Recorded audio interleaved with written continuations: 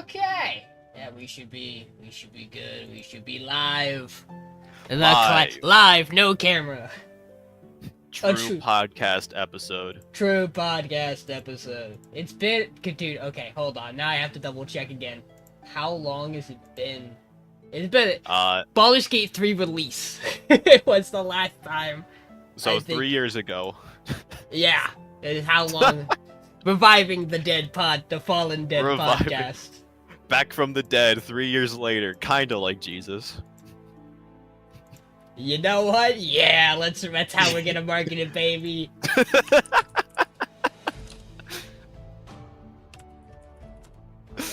Alright. Turn that down a little bit. I'm just gonna have some nice little, hopefully, that nice little, so it says copyright free, it promises background. Nice little fantasy music in the back, just to not just have pure silence. I think it's... Love that. Yeah, well, we'll just have something in the back this time. We love ambience.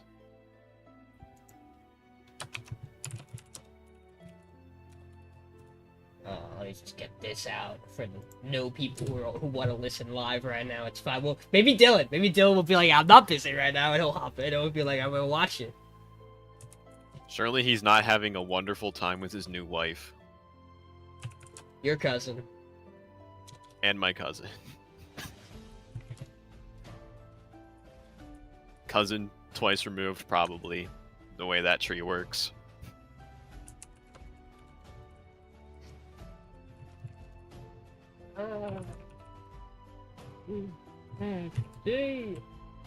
Yeah, that, there we go.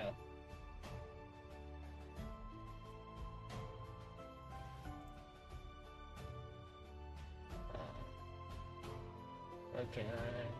Cool. I am in the right. I'll put it in all the right chats. We're doing it live.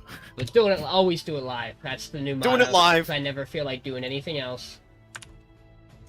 Oh, speaking of Baldur's Gate, there is a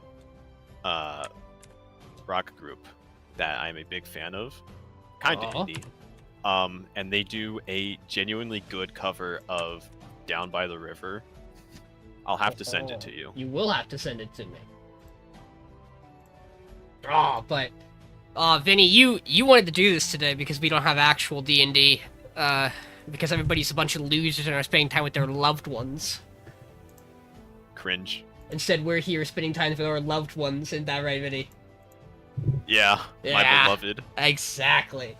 You wanted to talk about, the theme you pitched out to start, that who knows, we'll see if we keep talking only about this or if we change it up as we go. You want to talk about, you said inspiration for writing and playing, you said. Yeah, like settings, media. Yeah. Like, even just like where you get your ideas D&D from. Books. Yeah, where you get like your ideas from, like when you're writing like your own stuff. Well, you are lucky to be a new guest, Vinny, now on the DM's Night podcast, because you're officially a DM now. I am a DM, yes, for a very short-lived campaign that's still going. Don't say that. You're 5 sessions in. I'm 5 sessions in. You never know. We're gonna get Who knows when we'll get to the next one? In less than a month, Vinny, I'm gonna make it happen. Oh, he'll strangle us there. I'm not gonna let you run away. You just gotta, because like we have the week where we're not playing Eve of Ruin, so we might as well try to see if we could do something that week. Yeah, we should just try. I mean, so what? We can start talking there if you'd like. I mean, so obviously you're running Mistwalkers of Chenault. Is that what it's technically called, or is that what you're calling it? That's technically what it's called. I'm also calling it that. Which is coming from Grim Hollow. This comes from the Grim Hollow setting. And I like Grim Hollow because it is very just like a 180 flip of what you expect from the fantastical like D&D adventure, you know? Yeah. It is naturally very like dark, very spooky. And so to have something very like juxtaposed to like the high fantasy of like D&D, elves and dwarves and stuff like that, it's very like human centric like low magic. If there is magic, it's probably not good. Kind of setting. What? And there's a lot of like superstitious. What? Fae just popping out of nowhere, giving you curses if you don't respect them, and like maybe Sometimes if you blessing you if do. they feel like it. And then sometimes if you do respect them, they might just be like a villain Still still. gonna curse you anyway. Exactly. So yeah, that's just one thing. That's just to start off. That's just what we're currently working on right now. Yeah. I mean, so Mistwalkers is, you know, in terms of inspiration, compares a lot more to also what we're playing with Jake, for Eve of Ruin, and that obviously is that both come from actual books that you can run the adventures from. But I imagine you could speak on it for you. But I mean, I know from talking with Jake, he's been running Lost Mines and Eve of Ruin like the book, but changing things up to fit what he wants, because he's obviously building this other new setting entirely from scratch, in his own whole new setting. He's going to be running his 3 campaigns in at the same time, his 3 groups in at the same time. What so an like, insane person. yeah, so like there's new stuff he's adding in, and him and I talked about it, like for Eve of Ruin. And like I've mentioned this when we last played. I think you might have left when him and I had this actual conversation though. Like Kryn lacked enough stuff with Soth to make it feel like the end game send off you would want to do for that setting. Yeah, I vaguely remember this conversation. Yeah, he had essentially told me like it like mentions Soth's name like twice maybe in the book, but like he never actually shows up in base module, which is crazy.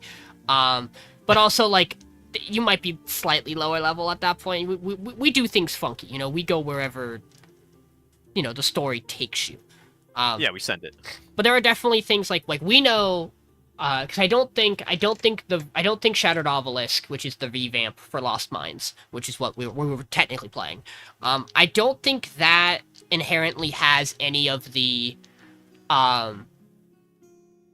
Ice Dragon stuff that he threw in for us. He very much he very much took the segments of like popular modules and kind of blended and merged them really well in his own place. So like when we're talking inspiration for setting and story, like Jake had obviously like he had like literally the book to run off of, but he was pulling from other places too. And I did that I talked about this when we talked about the world building in the first episode. But when I ran Ruba, the core conceit for Ruba Rascals in the Elden setting was that you had 4 primordial titans that were elemental based, and you had cults bringing them back. That's just the D&D module. That's not anything. That's Princess of the Apocalypse, I believe, is the correct one for it. Yes, I believe it is. And like those artifacts were flat, like Tinder Strike, Drown, Iron Fang, Wind Vein were all just flat ripped. To which we constantly had the really fun dialogue whenever Matt looked at his items, which was, where do I find an Earth Node? And I went, Matt, you're not going to find an Earth Node. Shut the fuck up about it. You're never going to see an Earth Node. It's not coming up. Don't worry about the Earth Node. That's from the source material. I'm not running it. But like I really liked the concept of 4 elemental colossi. I've always really liked it. It's cool. But like I ran that same idea back in like the end stretch of the Elden campaign, the Dusk campaign. Because you had the 4 elementals and you had the semi-titan like a big D&D monster that was tied to it between the Empyrean, the Trask, the Demigorgon, and the Kraken. Mm-hmm. And so like that was like an evolutionary thing for me, where I was like, I want to run this kind of theme and this like hook to kind of have structure, but I wanted to develop it from the like I didn't like how it wound up going in the Elden campaign. Like there were some things that like I didn't feel like I built up the actual creature well enough. And like it really, that campaign, the structure setting for it was very loose, and a lot of things went off the rails, and that was kind of like a last minute on the fly addition, was to bring the elementals and those monsters in as kind of the central theme, because I needed to find something new because shit went way off the rails. Whoops. And so like when I cooled down and was like, okay, next campaign, I was like, well, I want to run this concept again. Because I really like it. And I hadn't quite done anything super, like, cult religious setting. And it was playing off well with some of the things we had brewing. And so, like, I wanted to really push that in my own setting. And some of the places I pull my inspiration from at times, at least I largely, we're talking Start of Ruben was like 9-10 years ago for like prepping. Yeah. Cooking that campaign was a long ass time ago. But like back then I did a lot of my inspiration just through like Pinterest board image searches. And so like I see images for characters or creatures and concepts. I'm like, this is really cool. I want to figure out what this means and how I want to use it, and I want to implement it with that like visual idea. And like that's why I had reference images for what each form and variant of the Titans looked like. And it was a matter of getting the like I found cool enough designs for each of the elements that I didn't want to lose. Like I wanted to use all of them, and I had to figure out, well, how am I going to use 3 kind of very different images? And the idea I came up with was this is their original form, this is their form when they are injured, this is their form when they are like fully incarnate and unleashed. And it was just a matter story-wise of what do you use those for. And so I wound up using like the original form and the injured form more as like history stuff, and then kept the unleashed form for if they were ever actually going to be fights in the campaign, which you guys decided you didn't want to do. But like thematically, like those were running off of like those would have been like Shadow of the Colossus style fights, because I think those kind of fights are cool and very different and fit very end game D&D. So it would have been very it would have been like very Shadow of the Colossus boss fight, or like Zora Magdalos from Monster Hunter World, which would have lined up about when I was playing that game and when that story was going on, of like you have a giant creature Crunchyroll ad brought to you by Crunchyroll. You have like in that Monster Hunter fight, you have a big monster. It's the monster that's essentially a walking volcano, and it is trudging through the sea. It's the one that you're on the back of, and just like stuff's exploding around you. Yeah. And like that would have been if you guys had decided you wanted to like permanently kill the Titans, that's the kind of fights you would have had to do.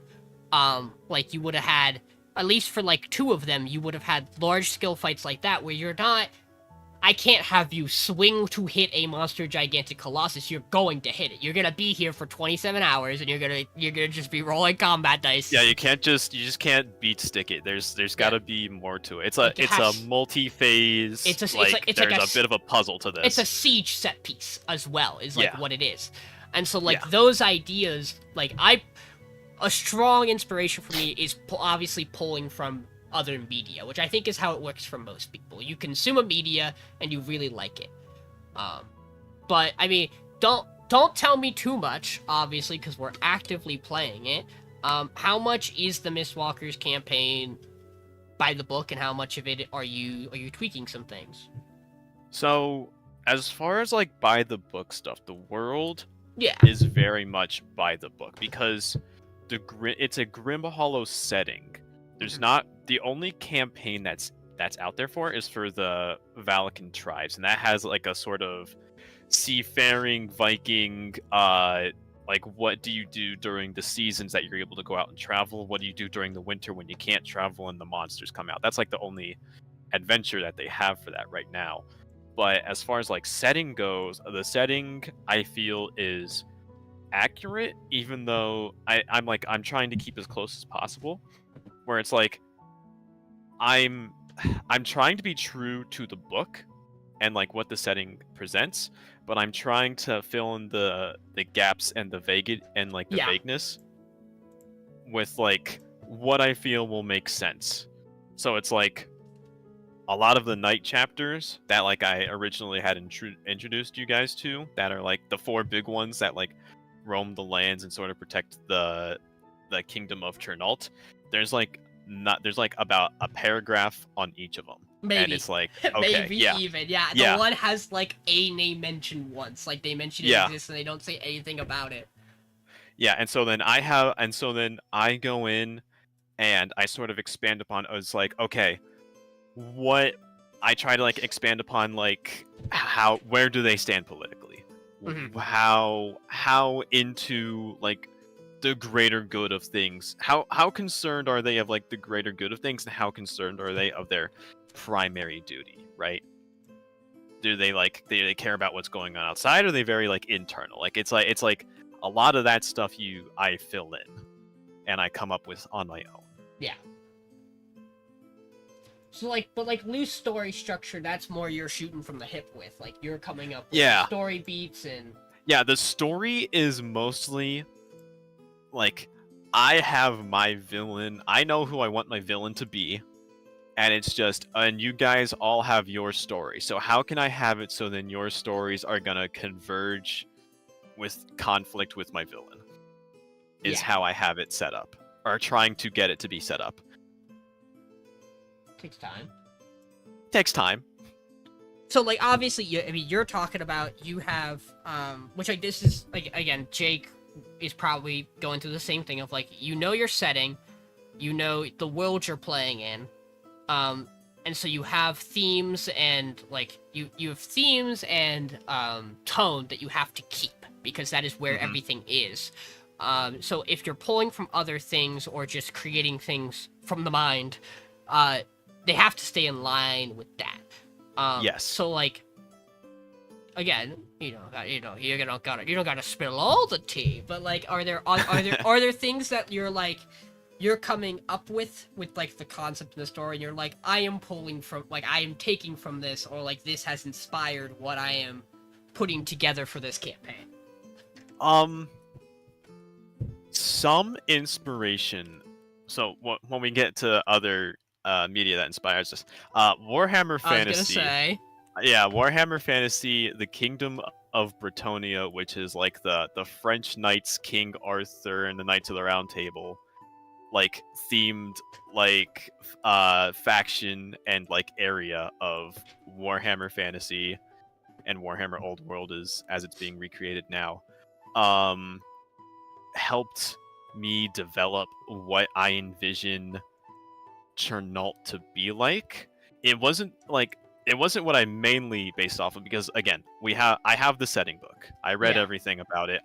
It's like the primary source is there, but what I could get from like Bretonia, from like Warhammer Fantasy, also helped me fill in the gaps as far as like how do knights act, how do like the kingdom act, how is the power distributed through the lands, like that kind of stuff. And so since Warhammer Fantasy is basically fantasy Earth, where like all of your fantasy tropes are given a bit of twist with like stuff like that references the real world and like real world like fiction and stuff that has already been written, that is like basically doing a lot of work for again filling the gaps. Yeah, it helps a lot. Okay. And so I'm not sure. So yeah, so like when you what helps inspire you aside from like having just like looking at source books, pulling from them, trying to make it your own, like what helps do it for you?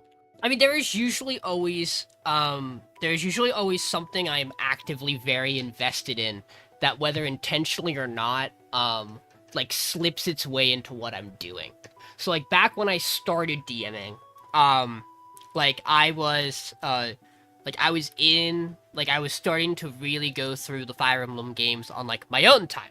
And so like that is 80% of the reason why most NPC tokens in my really early campaign structures were just images ripped from Fire Emblems, because their characters are diverse in like they can look very different, especially if you're pulling across different games.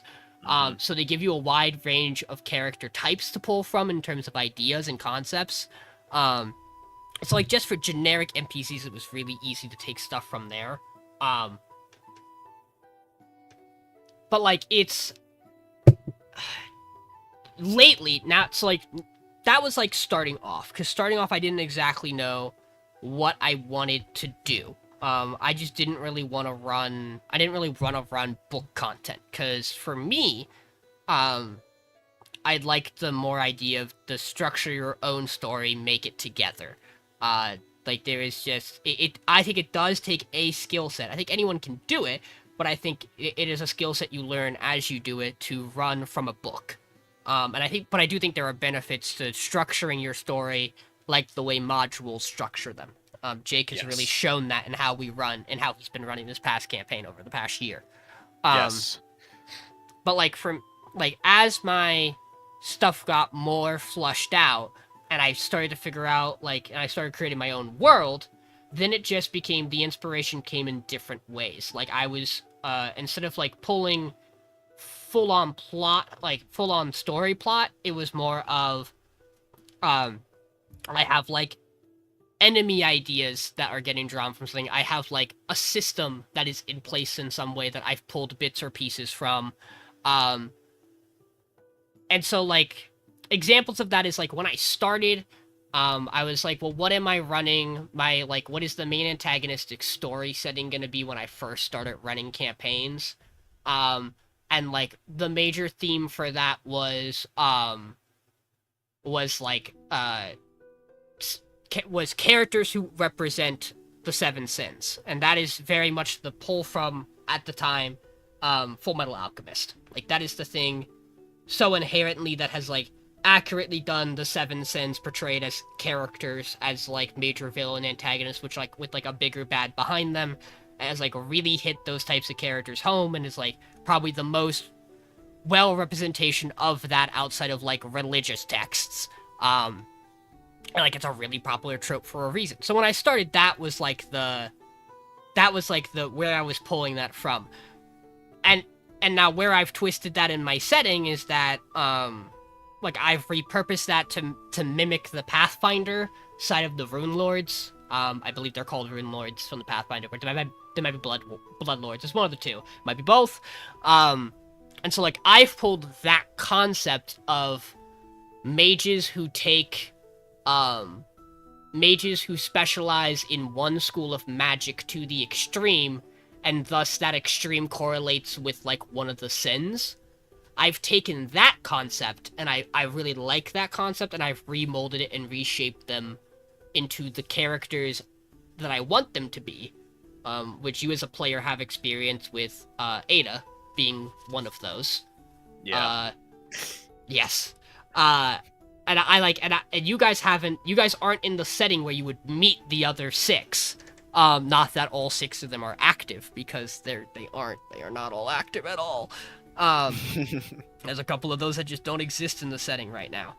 But like I found that from browsing, and I was like, oh, that concept in Pathfinder is really cool. And I started in Pathfinder, so I wanted to keep a little bit of it. And then I just went, okay, what can I do to make it my own? And a lot of that is grounding it in the new setting and kind of restructuring how that organization came to be. Like in Pathfinder, they're all like rulers of different areas in the part of the setting they're from. They're nowhere near remotely that in my setting anymore. Like they're not that at all. Because you're allowed to take and borrow and mold stuff. But like now that the world's really bigger, like it is systems that it's like systems and smaller ideas I'm taking and borrowing for inspiration.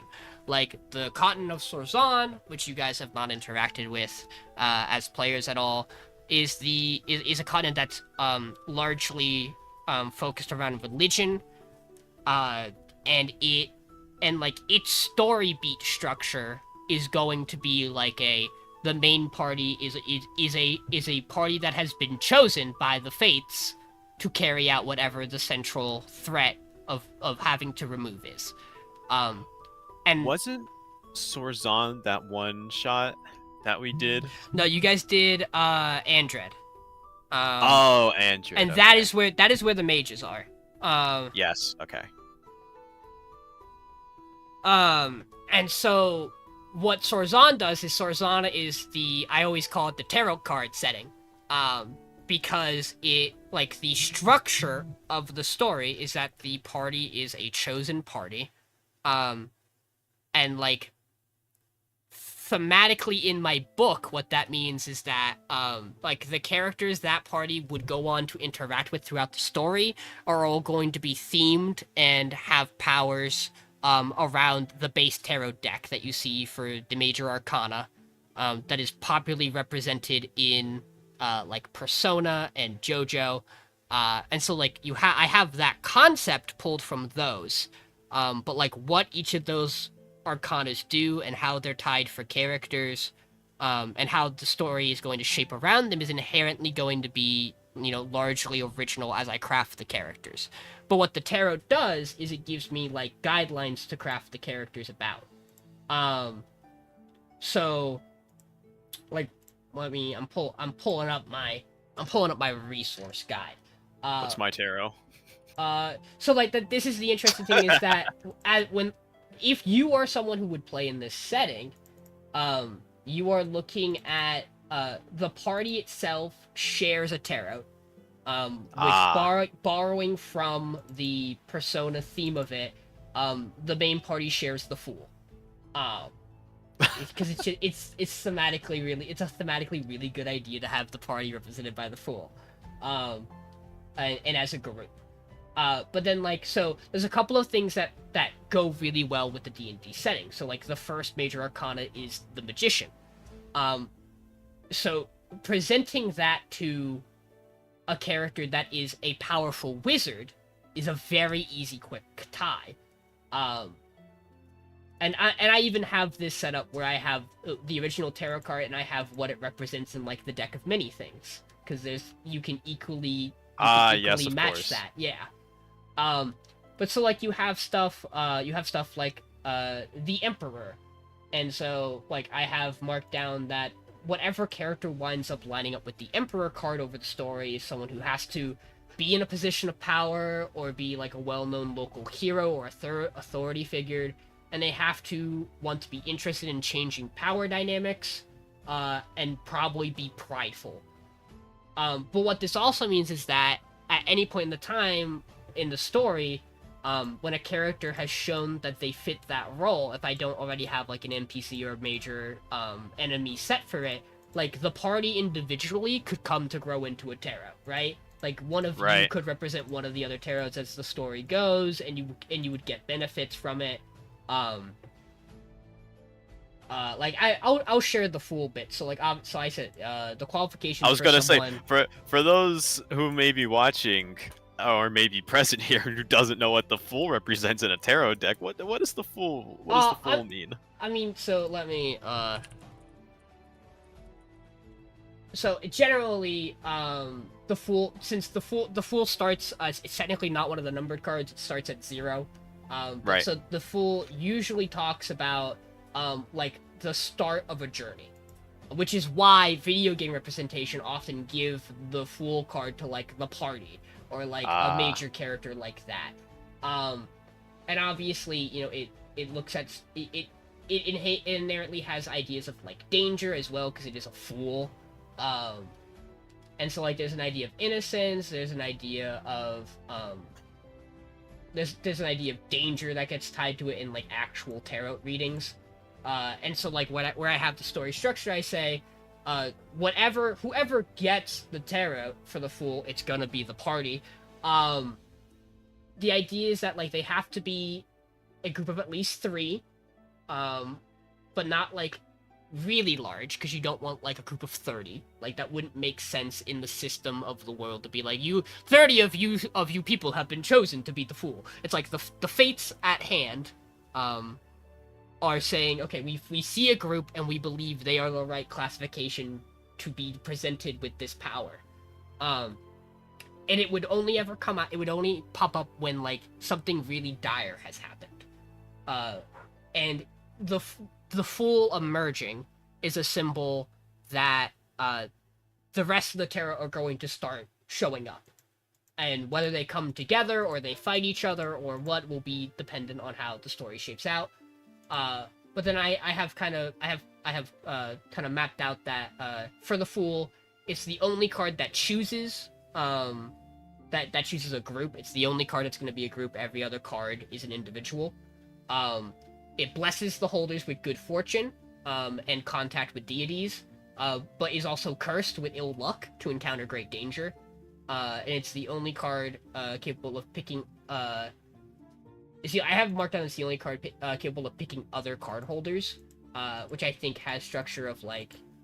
That's the idea of like you can be a part of the group for the Fool and then also be one of the other Terra. Right. Otherwise, if you are the Magician, you're also not going to be the Empress. Like those two won't overlap. Right. But like you could be a part of the Fool and one of the other Terras is the idea. Right. And again, I have this structure because it's like, okay, you are the main party. It thematically fits that you are doing that. And I'll share this fact. You might have loosely been told this when talking about world building stuff. But since this is the immediate next one, the Magician will talk about it. So the qualifications for it is it has to be a powerful mage, who cares about the larger picture of the world. That's all it has to be. And once that person is recognized, they get picked by it. But in the for how I have the setting set, the thing that makes the Magician special is that it's the only card that picks a holder and then keeps that holder.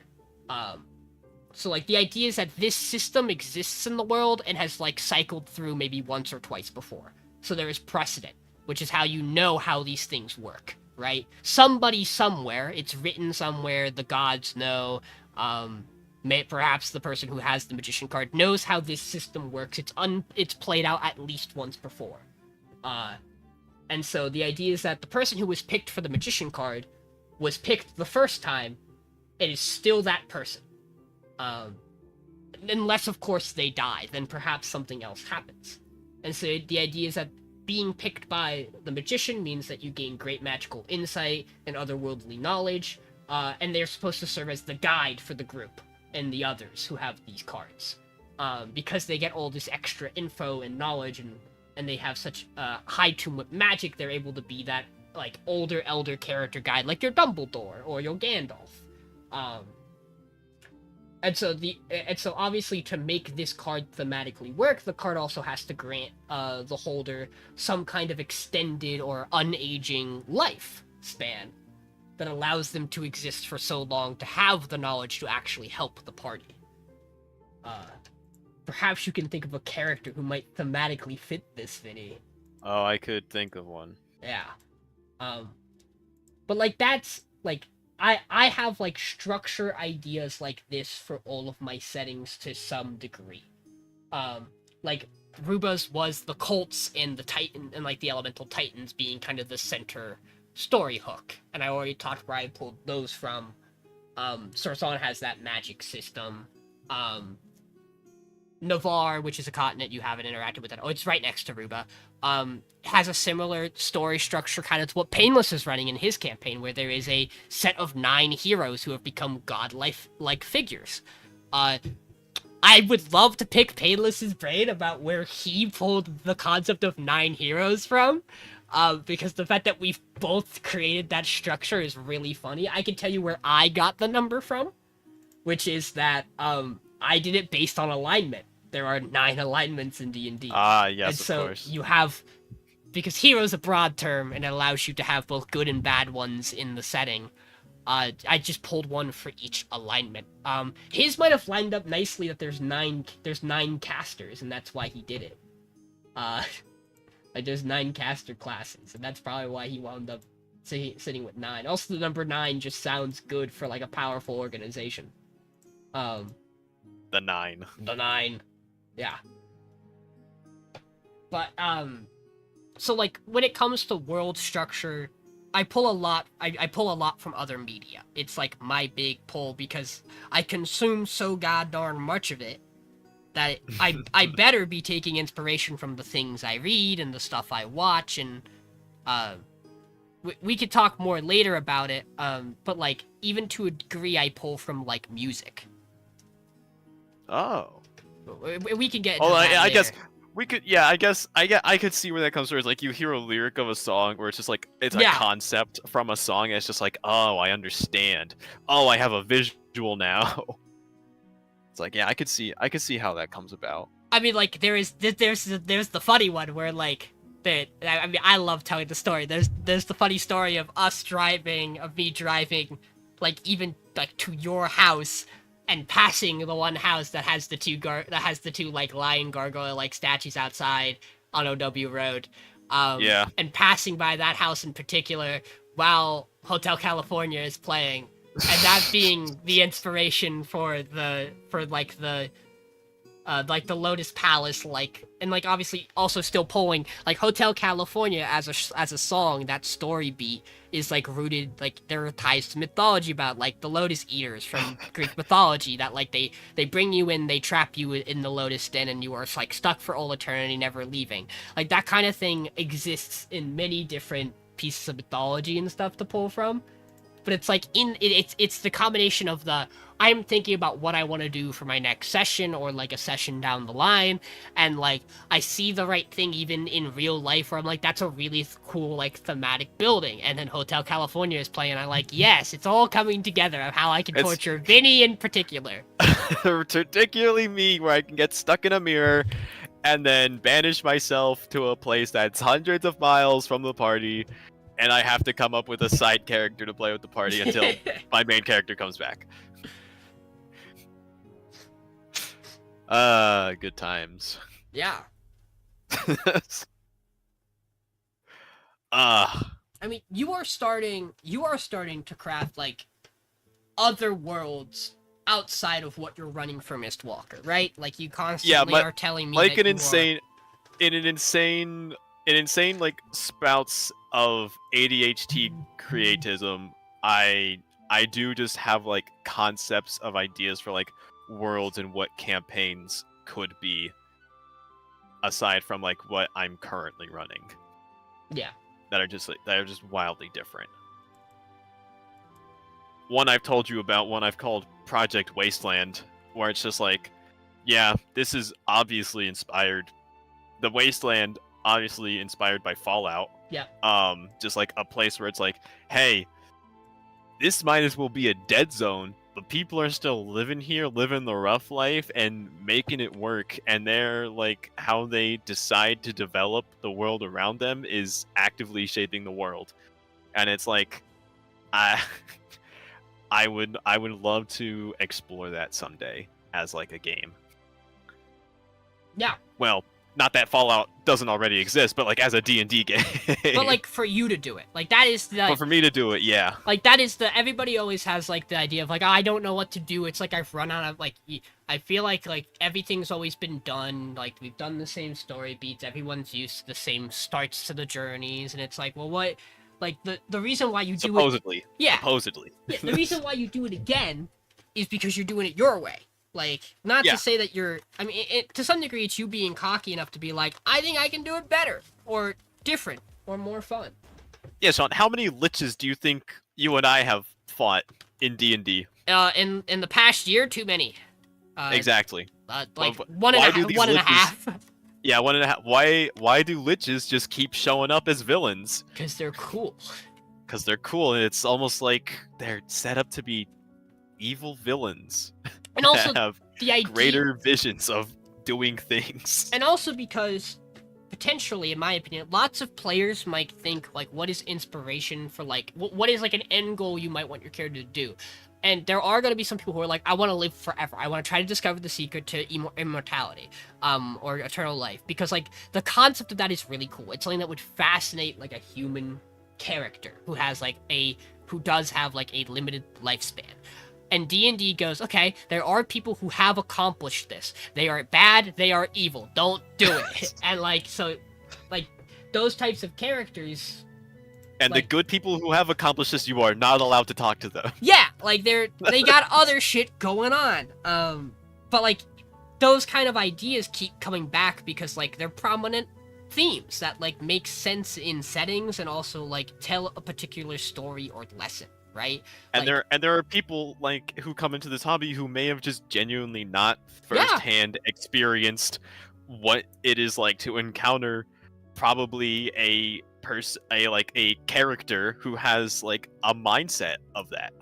and at some point, Because it's like, like because it's like unless you're talking to like the insane billionaire people who are like fusioning their blood with their children to attempt to live forever, yeah, like people there's like on a daily basis don't like, you don't talk to your buddy and you're like, what do you want to do with your life? And he goes, I want to find the secret to eternal life. You're like, no, you don't. I want to find the Philosopher's Stone. You're like, that's not real.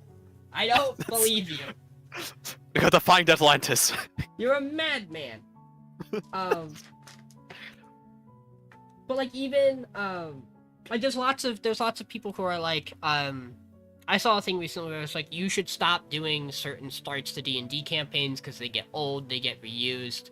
And it's like, to a degree, like every one of your campaigns or your one-shots should probably not start the same way for the same group every time. It probably will wear on them. But like there is a reason why like the everybody is in a tavern works so well. Because like in the fantasy setting, the tavern is the place that people go. It's where news travels, it's where jobs are offered, it's where nonsense gets started and people start to like show out who they are and like draw attention to themselves. But there are other fun ways to do it too. There's a carnival in town. Yeah. I notoriously have a setting that's guild based. And you can pull what you want from a guild-based setting for any particular reason, right? Like you're like, where did the inspiration for a guild setting come from? And you could have 75 different answers from somebody about where they came up with the idea for a guild, right? Like, because fantasy setting guilds are just all over the place. It could be from Elder Scrolls, it could be from Guild Wars, it could be from Fairy Tale. That's where mine came from. Because anime. Speaking of guilds, Sean, what's your exposure to Eberron? No, I haven't really read the Eberron stuff, but like I know they have stuff there, right? Yeah, it's pretty much. So like, I love Eberron. I think Eberron. I am a firm believer that Eberron is better than like Forgotten Realms, personally, because it is so intrinsically, because it's such a fantasy world that is so like intrinsically tied or just like mirrors like stuff that has happened in the real world, but still has like all the things that you kind of want from D&D or from like a fantasy setting, right? And it's just the guilds are just like this like I think it's just genius how it's like, all right, everyone is kind of locked to be like, all right, no fighting, but we're still gonna spy on each other. And that's just the governments, right? But it's like these like the bureaucratic guilds are like actively trying to make it better. And so it's like when the leaders are kind of like refusing to work together, we're turning to the guilds to try and, you know, have work, have progress, have like systems in place so that we're able to actually work together. And it's genius. And then you also get the idea of, oh, these guilds are getting a lot of power, they're kind of getting close to world government power. That's kind of interesting, isn't it? It's such a cool like just world, like just base for like for a world. It's just such a good concept for like having a fantasy world and just like having just a structure set up for you ready to go. Like guilds are inherently really useful for lots of reasons because they take different forms. Ads. This ad break is brought to you by ads. But like guilds can be different things, right? They can be mercantile, they can be mage based, they can be pure adventuring based, they can be like you have lots of options. They could just be unions. You could just do unions. But like structurally, like an adventurer's guild to speak, like you get some benefits in it in that you generally have like a you get to put like a mentor character there who like runs either the person running the guild or the like a stronger, more experienced adventurer there in the story. And like you can also implement rivals to the story through other guilds. You get to implement like the party coming together in a guild-based story is really easy because you've all come to be a part of the guild, right? Like Yeah, that's you have a vehicle to just get going. So like you have your own reason. Everybody probably has their own reason why they're in the guild and what they want to do with it. But they're all gonna be a part of the guild. Yeah. And then like you get to you can feed like objectives and story beats really easily through whatever system the guild has for like jobs and tasks, and like you get an easy way to like give like increasing improvements to equipment and like items and like constant money flow. You could do fun stuff with like how like jobs work, like how like professions and hobbies work with inside the guild system. It's just like there's a reason why it's such a popular medium is because it gives you so much. Yeah. I love guilds. We love guilds. Guild stands. Why do you think they keep putting them in MMOs for players to Exactly. work and do things? Camaraderie. Camaraderie, communalism. It's very good.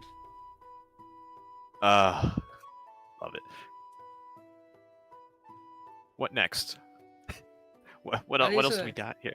I mean, do you wanna talk a little about I mean, because we've said it, you know, when you pitched it, you did pitch both in like writing and physically like inspiration while playing.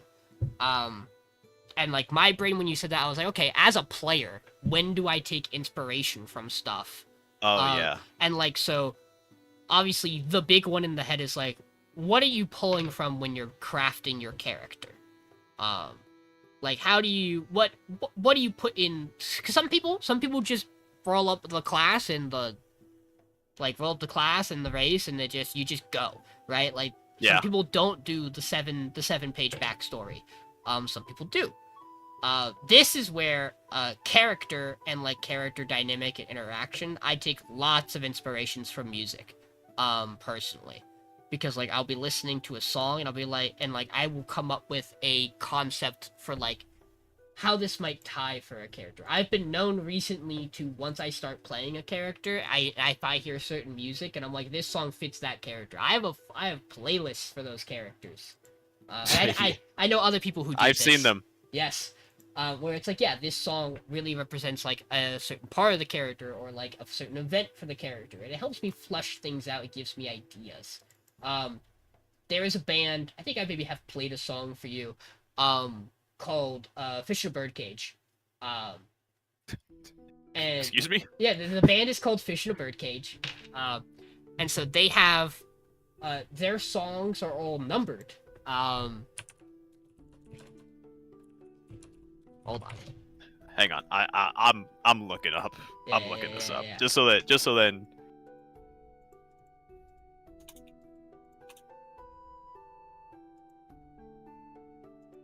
Oh, I see. Okay. Yeah. Their top song is rule number 34. Yeah, so they have all their songs are but all their songs are called Rule and then Number. Which one is 34? It's just like the ones I particularly know really well from them, obviously the one named after the band Fish in a Birdcage. Memento Mori is their Rule 21. Drunk on Pride is 27. You have a couple of fun ones in here, like number 5 is James Picard. Number 1 is just Magic. But like, so when it comes to this, I have like, I said I want to go back and keep doing this. I think it's a fun exercise. Like it's a fun writing exercise.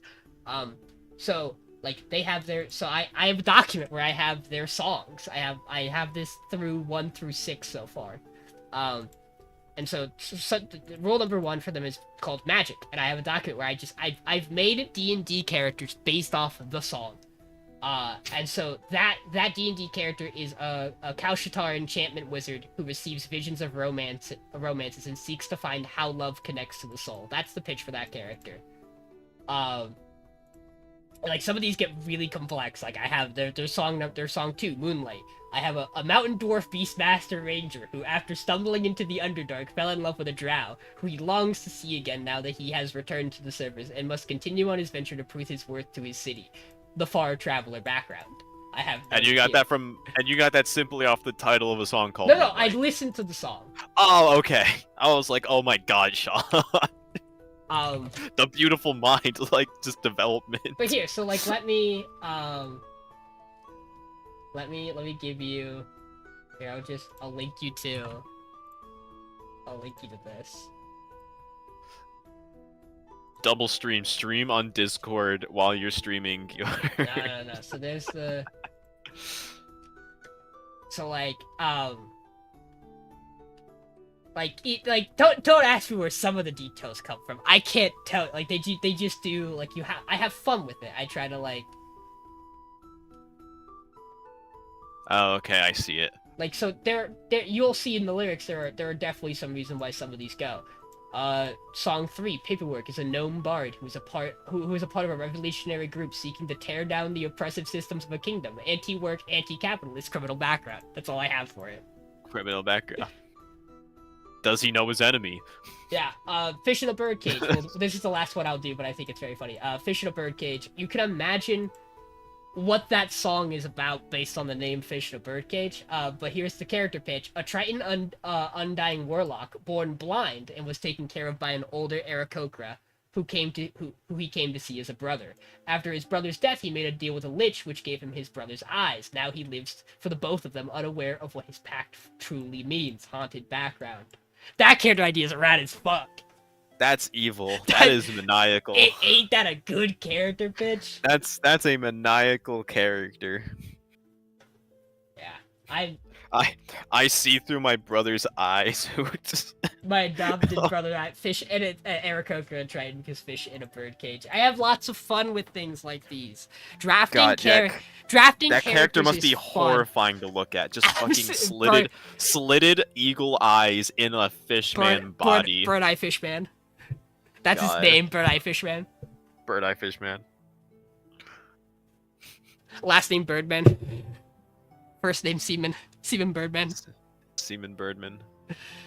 But like, I'm trying to think. It's tough because like actual characters I wind up playing, like usually I craft characters from, obviously like you have a pitch for the setting you are playing in, which helps. Usually having a setting to actually figure out what character from your mind palace of 8,000 characters you've made you're gonna want to play, can be really useful. I really like to take a look at, like, I sometimes like having my stats ahead of time to know what my stats look like, because my stats are going to influence the character a little. Like, notoriously, Ormond had really bad, Ormond had absolutely terrible, charisma. So, like, he was never going to be, I was never going to write his backstory for him to be charismatic, right? I was never going to pitch him in a way where, like, he was going to have done things or events were going to have shaped him in a way where he, like, would have been good at talking. That's why he was from a tribe that fucking got massacred. That was why, like, he traveled mainly alone. That is why, like, he was, like, he just didn't talk a lot originally in the draft for that character. Because it doesn't make sense to with low charisma. In the same way, I went, okay, I have the concept for Aldine. I am playing, like, I was like, okay, I want to play, I think in my head I was like, I want to play a ranger because I haven't played a ranger. That was how that started. And I think tieflings are fun, so I want to be a tiefling ranger. This is a really fun conversation for anyone who is, like, following the campaign actively now, and not from the beginning, and it's like, what the fuck are you talking about? What do you mean? He's a bugbear, not a tiefling. What are you talking about?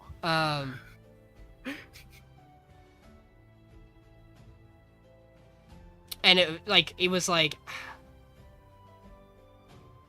so like it was like, okay, I have this concept, but like where am I going with this exactly?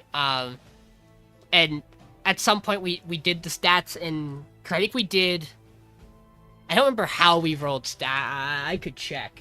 I could actually, that should still be in the server actually for. I think you did point buy, or you did the rolling thing where Stats you shared highest. Stats will be point buy, correct? Yeah, I think. Yeah, okay. So I did remember that right. I had this concept, and I went, well, it's point. Like I had the concept. I was like, well, it's point buy. What can I do that like will make this character enjoyable? And like I knew I didn't want to play a high charisma character because I was coming off of playing Kella, who was a warlock who did a lot of talking. And so my original pitch was I don't want to be a charismatic character. I don't really want to be the front like face of the party. So great. And I was like, okay, what are like what's a way to make a character who isn't like the guy? And I was like, okay, what if he's originally bad at whatever he was supposed to be doing? So like he's not really good at things, so you don't want him to be the face of it. And I was like, okay, my only good stats is dexterity. We're doing the ranger bit. And I was like, what if I give him negative wisdom? Because it'd be funny. It'd be funny if he was bad at being a ranger even, despite trying. So like I pitched up the negative wisdom, and then from there I was like, okay, what if he's like a failed bard? I like that like conceptually, what if like he tried to be a bard growing up and he was like, this shit ain't working, and then he found out he's just really good at shooting a bow. He's like, I guess I'm a ranger now. I really want to say this was the core original pitch to Painless, where I was like, yeah, he grew up, he was like, his dad was like, you're never gonna make it as a noble kid. You should learn some skill set to get through life. Let's try playing music. You'll get music lessons. You'll make it out there. It's not the most like glamorous life, but you'll get by then.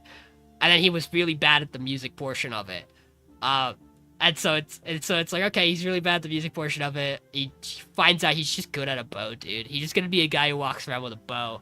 And if that is not the most succinct definition of what Aldine is as a character, just some guy who walks around with a bow, I don't know what else could be. That is like the core crux of that character. He's he's the bow guy. Yeah. But like there was no like I couldn't tell you a large inspiration for Aldine. There wasn't like something in the back of my head where I'm like, oh, that like I want to do something similar to this, or I am pulling a character similar to this. I feel like that hasn't happened in a long time for me character-wise. There's like, oh boy, if you try to ask me where I came up for the idea for Kella, over the many nights that I drove you home, I slowly listened to the development of Kella, of what if I do this, or what do you think of this, and what if I'm kind of thinking I want to write this instead, and I go, okay, sure, yeah. Yeah, I was like, I have ideas here, Vinny, and I do think, like, in any kind of, not just, like, when you're trying to get inspiration, when you're coming up with character ideas, like, I think talking to people and pitching is really helpful. To be like, how does this sound? Yeah, just talking out anything talking out any idea is always helpful. So yeah, it's just like, because it lets you know, like because when saying it out loud, it also helps inform you whether it sounds insane or not. Yeah, right. It also tells you if like someone's gonna be like, hey, this sounds a lot like this, and whether or not like, and if you wanted that, it's good. But if you were like, oh, I didn't think of that, now I know, like, I don't want to fall into the exact same traps as whatever the thing it sounds like I'm basing this is off of. Now you know not to do certain things. Like I think of the newest IO campaign that Brett Ultimus is running, Devil's Due, where like the whole structure is it's set like prior in his world, and there are a bunch of adventurers delving through ruins, but like the city they're in is like a big city with like a big hole in the center where the dungeon is, and like he is running this campaign, and he has people in his chat who are like, this is like Made in Abyss, because it's like the Abyss and Made in Abyss, where they go down the hole and bad things happen. He's like, I don't know what the fuck you're talking about, I've never heard of this. He's like, why is it like Made in Abyss? Because there's a fucking hole in my town? It's like actually, yes, you don't understand yes, that. That's entirely the thing. That's entirely the reason. That's a core identifiable feature of a thing that people know. That they're like, yeah, and your adventures going down and it's dangerous. Like you shouldn't just do it. I mean, that's also just like, maybe not a well-known, maybe not a generic idea, but definitely like deep hole in the ground. That's definitely evil. It's like, you could expect that. It's like, yeah, it's a good bit.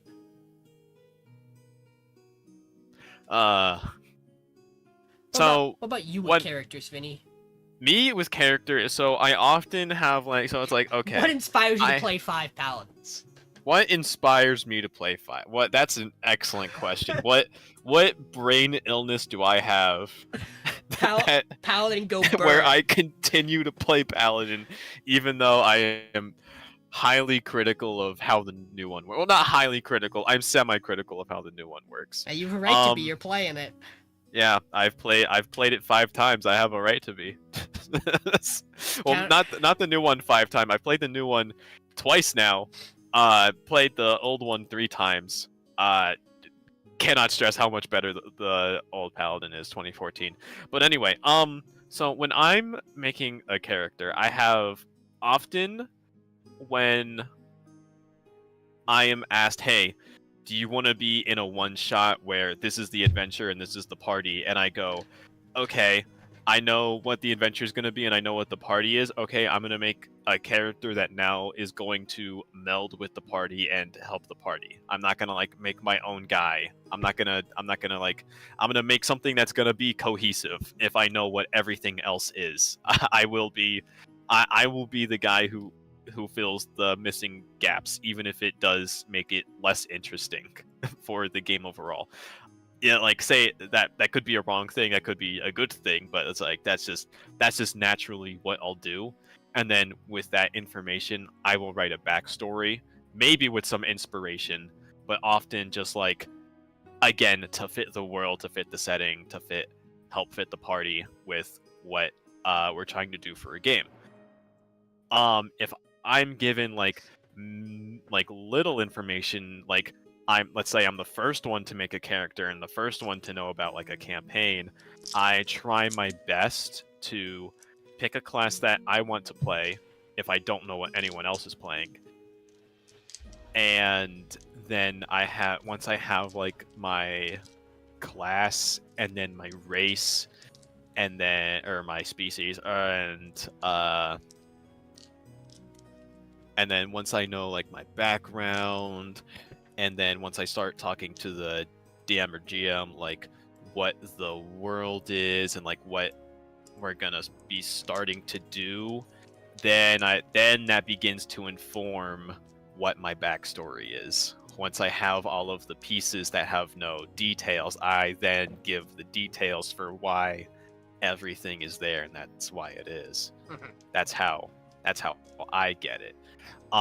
As far as inspiration goes for characters, I kind of just like, it'd be kind of cool if I did this thing that this superhero did, or it'd be kind of cool if like I try to like live up to like this kind of like hero or like this kind of character that I saw before. It's just like when I'm doing just something like off the back with like nothing else to be based on. That's what I'll do. Yeah, I know a lot of people have, like, a concept, usually. They have, like, a core thing in their mind for a character that they want to run with. Like, an example of this is that I know, for Michael, when he was playing the Birds campaign. Let's go, Birds. Birds. Let's go, Birds! When he was playing the Birds campaign, he drafted his character, Lapis, also known as Laszlo. I think that's right. Do I have that right? Yep. Yes, Laszlo was the other one. And so he was playing a Kenku, and like the whole crux of this character was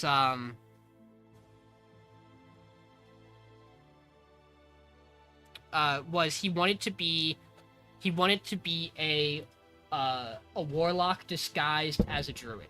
Was like his whole, like, that was his pitch.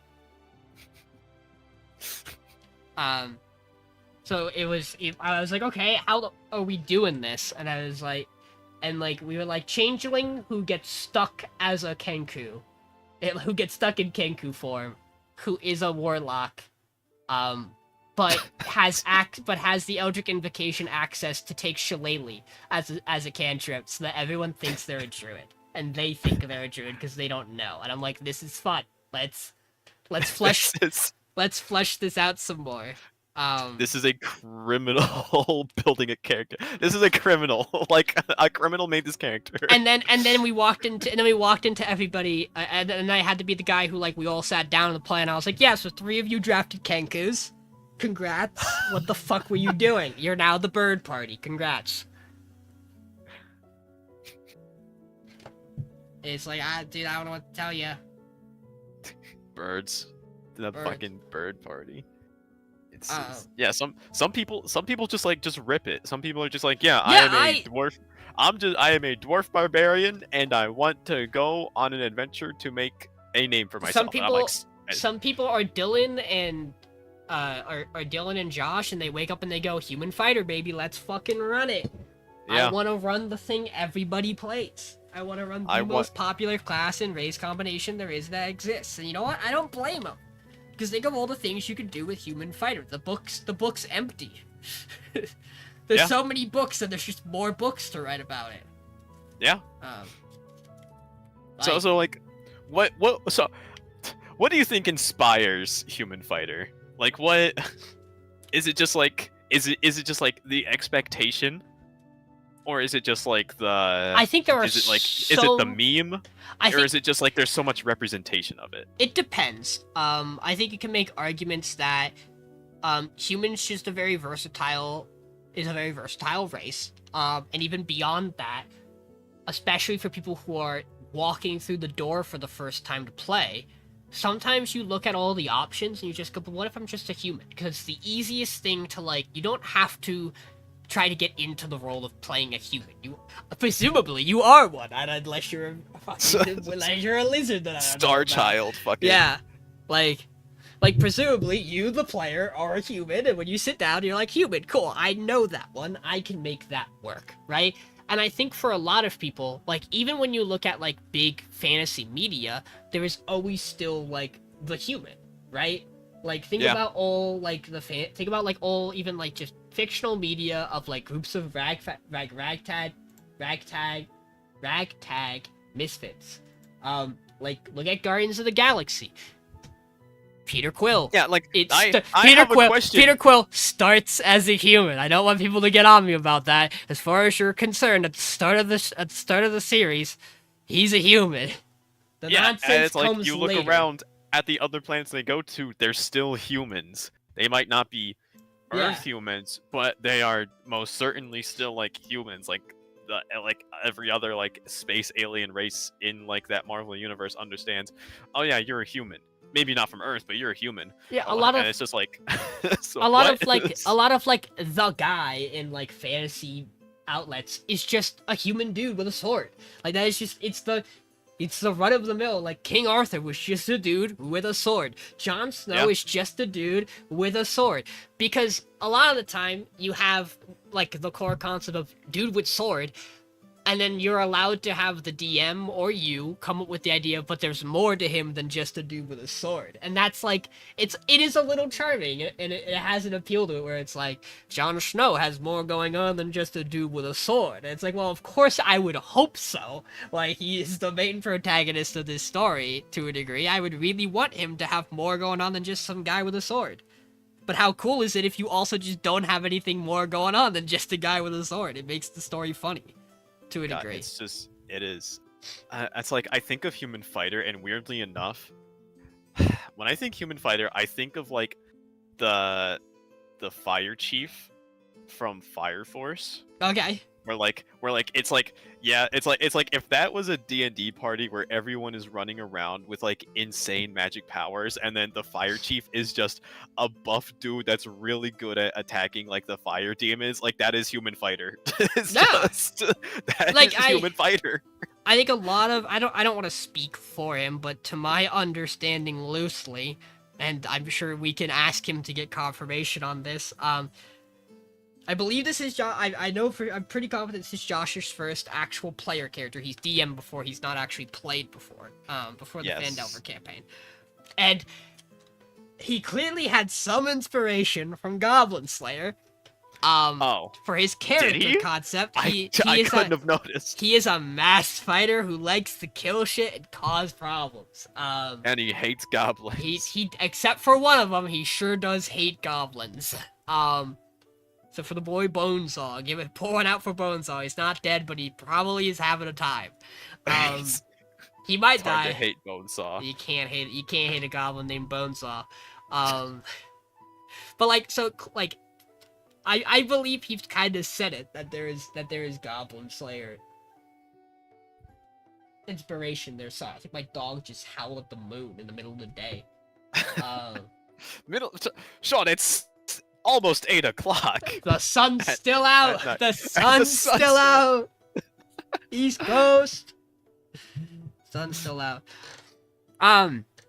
I also just feel like at some point, if you haven't played a human, you want to play a human. If you haven't played a fighter, you want to play a fighter. Sometimes you get tired of all the magic, you get tired of all, like, the fantasy races. At some point, like, your brain defaults to, well, what can I go do now? And the answer is human fighter.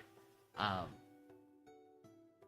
like, in that respect, it's kind of like, alright, it could just be like, alright, human fighter, I want to keep it simple, or to some people, it's like a challenge. It's I think that was Dylan's mindset, was he just wanted to keep it simple for the campaign. Absolutely. I believe that 100%. And then I made his life not simple, because that is my job. You gave the not smart, semi-charismatic, unwisdomed, unwise pirate captain the MacGuffin. Fighter. I gave him the MacGuffin. You gave him the MacGuffin, and immediately involved him in politics. And so, like, God, I'm trying to think, like, okay, you know what? We want to talk inspiration for it. I there is not, like, the only thing in my head where I'm like, what could I possibly have even taken any inspiration from for the fucking pyramidal tetrahedron, whatever the fuck it was. I was like, I think part of it was probably campaign 2 of Critical Role was going on at the time. So, like, the dodecahedron was, like, a thing. So, like, there was, like, a thing that existed in a D&D campaign that was, like, a shape object. And I was like, I, too, want a shape object. And I said, 2 pyramids stuck together. Sick. Sick. Ain't it rad? And like, in my... Like, I don't have anything else, like, and I was like, how can I make that interesting? And I'm like, well, what if it just stores magic energy? And, like, I ran a good part of that campaign not knowing what the fuck that item was gonna do for you guys until... Naturally. Like, I was like, we're gonna figure this out together about what exactly, like, to some degree, the mystery is also a mystery to the DM for a while. Of, like, you have this artifact. What is its purpose? Who the fuck knows? Even I don't know yet. I'll figure it out. Give me a while. But, like, the idea of, like, okay, cool, the more energy you get into it, the more powerful it becomes. And I was like, at that point, I was building, like, the anti-abyss, like, just big cosmic energy device created by scholars, where it was like all the mages of Ruba came together and went, we got a problem, there's demons coming out of the abyss, and they're there's like, a hole in the ground. There's primordial elementals who don't want to stay asleep forever. How do we figure out how to control and stop all this? And they went, well, the frogs are dealing with the abyssal creatures, let's study the frogs. And they went and they looked at the frogs and they said, cool, we've conjured a pyramidal device. We don't know why, but if you push it together, it pops out and you can store magical energy, and that will do something. I was like, that sounds cool as fuck.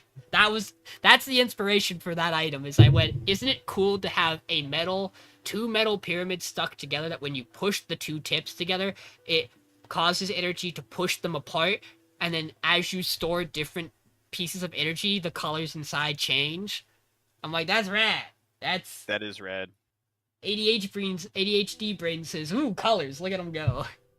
Monkey brain neuron activated. It's a Rubik's Cube, but not. All the colors inside. Oh, God. Have you tried any of, like, the alternative, like, Rubik's Cube shapes? I have seen them. I have not. They are maddening.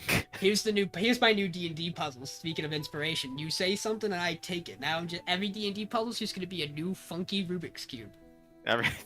You must solve the digital Rubik's Cube without a Rubik's Cube in front of you and no way to actually interact with the Rubik's Cube. You just gotta tell me left, right, up, and down until it's actually I solved in real have life. one in front of me. Yeah, I have one in front of me that I am moving, and I'm not gonna tell you if you get close or not. You just keep going through the session. The party's like, we'll come back to the store once I solve the cube. That's not a cube. A good part of the session is gonna be dead silence for a half an hour. Everybody watching YouTube videos on how to do like the algorithmic like turns on how to solve Rubik's cubes. It's like Twitch plays Pokemon, but it's the D&D party trying to solve a Rubik's cube. So like they're in the middle. They're in the middle of doing other things in the dungeon, and like somebody always just like left, right, up, down, left, right, up, down. And then so here's the puzzle. One of you has to open an emulator and beat the first Pokemon gym battle with one Pokemon. The other one has to solve a Rubik's cube. Go. And this is why you pitch ideas. So you go, no, actually, these are bad. They're funny, but they're bad. Don't do it. Oh. What are anything you want to ask me, Vinny? So like outside of writing for D&D, what are just like some like what's just like some media that you just genuinely admire? Like it's just like what's like just a favorite setting of like media or just like a video game or just like something that's out there. Joke answer incoming. The Google spreadsheet. It's my favorite setting. I love exploring the Google loves spreadsheet. Google spreadsheets. I mean, so like notoriously, I am like the fan. I always say this. I am the fantasy guy on the anime podcast. But like, I have a really odd fascination with like dense war fantasy. It's an odd thing to say. You would think I should really get into Eberron. But like, it's like, I take this from like a lot of fantasy shows I like I like magical systems that are embedded into the world as like power systems. So like I like having evolving magic that grows, and like having different people who can use different different sides of those magics. I like having the war setting because I think you can introduce characters and conflicts in really streamlined ways when it comes to war conflict, and I'm just a sucker for it. There's a reason I really like Fire Emblem, is because it is the fantasy setting, but there is always war. You can just never escape war. And it's like, what if you had war, but there were dragons? It's like, yeah, war never changes. That's good. What if the war also had demons? That's cool. What if in the demons there were zombies and spiders? Yeah, that's rad. Like that is for sure. Like that is like the big thing I like consuming. In terms of like types of media. It's difficult because the more time goes on, the less time I have to consume other media, right? So like, right. Like I don't really, like I always say like I don't read as much as I want to besides the 60 manga I actively follow, but it's like I'm not reading those by any particular way where I woke up and it's like, okay, I'm looking for this type of manga I really want to get into, like this type of story structure. Like I like good stories at this point. Like if something, I also like bad stories. I can't necessarily say, like I like the sloppiest of fantasy slop. Like just really bad run of like Crunchyroll will put out its 3 monthly this character was reincarnated into a fantasy power structure, and I'm like, yes, more, give me all of it. I want it to be bad. God, Sean, if you just saying that, like, I like good stories, I also like bad stories, as long as it's fantasy. If only you weren't busy with manga, I could send you down the Warhammer fantasy fucking Black Library rabbit hole. I would probably really like Warhammer. It's war, it's hammers, it's fantasy. It's fantasy. But like even like I like stories that also have a large cast. I like a large cast that have different personalities that get fleshed out really well, and like again, it's why I gravitate to like RPGs and those kind of games and stories because they're really interesting.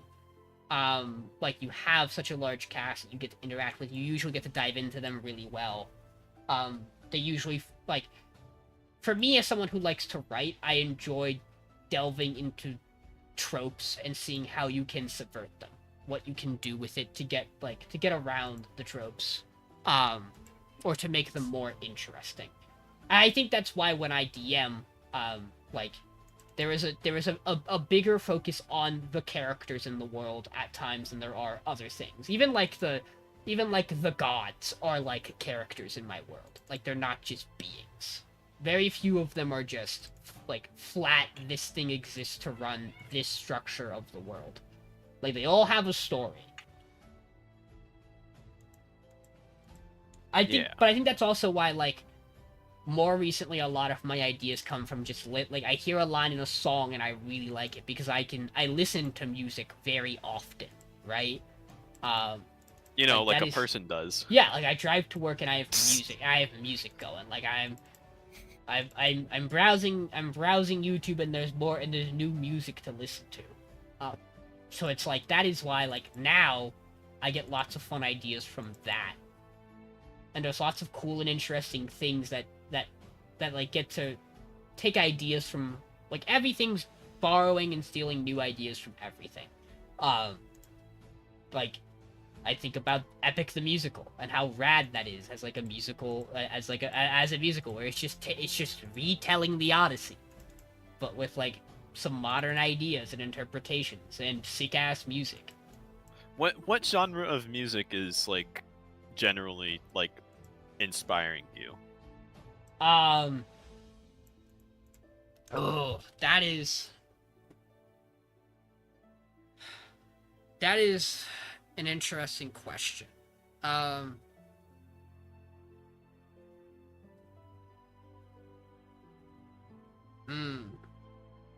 So it's like, if it's like, so referring to Fish in a Birdcage, I would call that indie. That's indie right? folk, like alternative, yeah. Yeah. And I think a lot of indie music in general gets to have a lot of fun. Yeah, they get to be more creative than they would be with something that's like trying to make it on the radio. Yeah, like I have a hard time sometimes with just like generic pop, and I like generic pop, right? But you're not gonna often see me, like, even though they are really creative for what they do, like you're not often gonna see me take inspiration from like AJR and like John Bellion. Like I'm not gonna, like, it's gonna be more of like the nerd culture side of music that I'm gonna really get to pull cool things from. Right. Like I'm trying to think in a way. Indie folk's a really good way, I think, to describe a lot of the music I listen to that I find gravitating a lot of my ideas from. But it really is a lot of experimental stuff.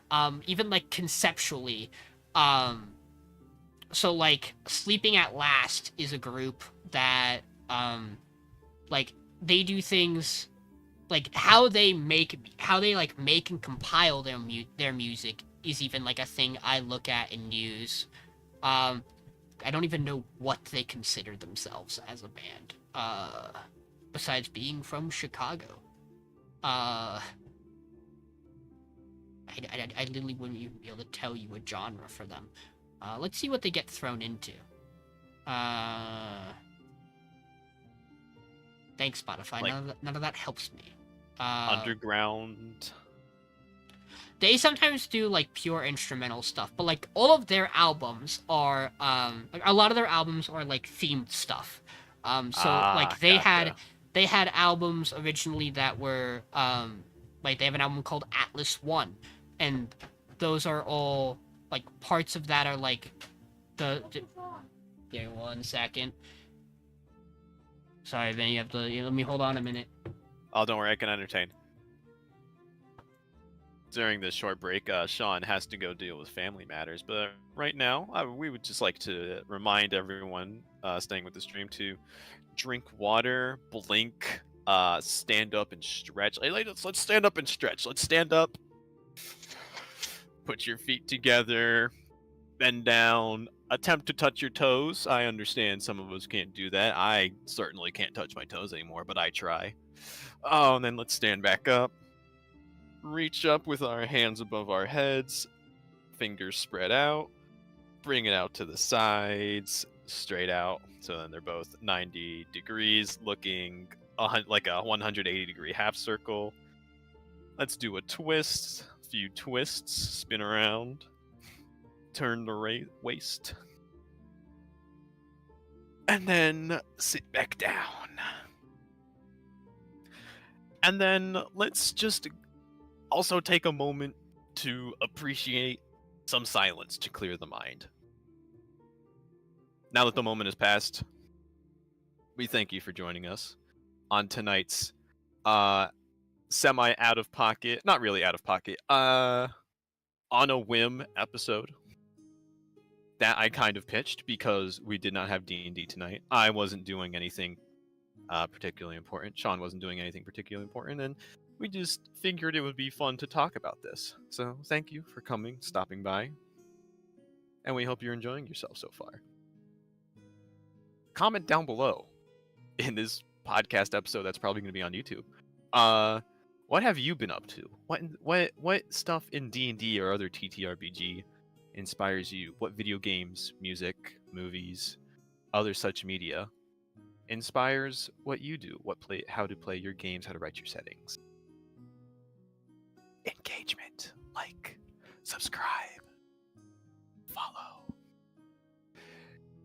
share. We don't have any social media tags. Yeah.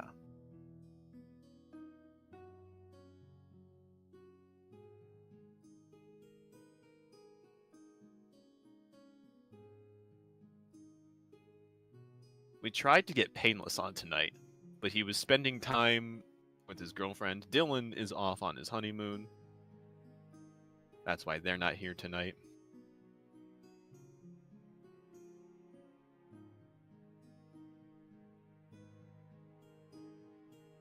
Let's check the weather forecast. Weather forecast. In me and Sean's particular area of Pennsylvania, USA, right now, on this Thursday night, it is saying that it is storming outside. Lying. Semi-cloudy. With a precipitation of 45%, probably happening somewhere. Humidity 88%, absolutely. And a 9-mile-per-hour wind, don't doubt that. Tomorrow, Friday, for us it'll be rainy with a high of 80, low of 65. Saturday will be partly cloudy with a high of 85 and low of 68. Sunday will also be partly cloudy with a high of 91, low of 74. Monday will also be a high of 97, low of 74, fully sunny. Tuesday partly cloudy, 97, low of 74. Wednesday will be storming, 93 degrees and 70 degrees. And Thursday will be just rainy with a high of 84 and a low of 70. So, Saturday through Tuesday, hop in those pools. Enjoy the warm, sunny weather while you can with that nice, cool pool that you may or may not have. Go over to a friend's house, take a dip, swim around. And Wednesday, Thursday, hunker down for some inclement weather.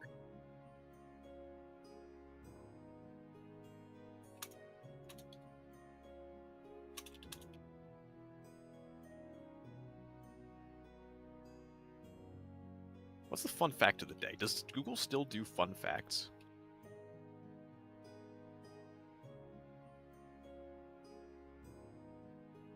Fun fact, koalas have 5 fingerprints. Well, I guess if we're thinking about how animal paws are, you generally have the 4 finger pads, right? Because the thumb is generally above, like on the animal's wrist, higher than where the hand sits. And then you just have like the palm pad of the animal, which wouldn't be a finger. So that's pretty interesting. Octopuses have 3 hearts. That's kind of a general one. A shark can blink its eyes. Didn't know that. Bananas are berries. I knew that because plant science degree. Australia is wider than the moon. Wow, Holy moly.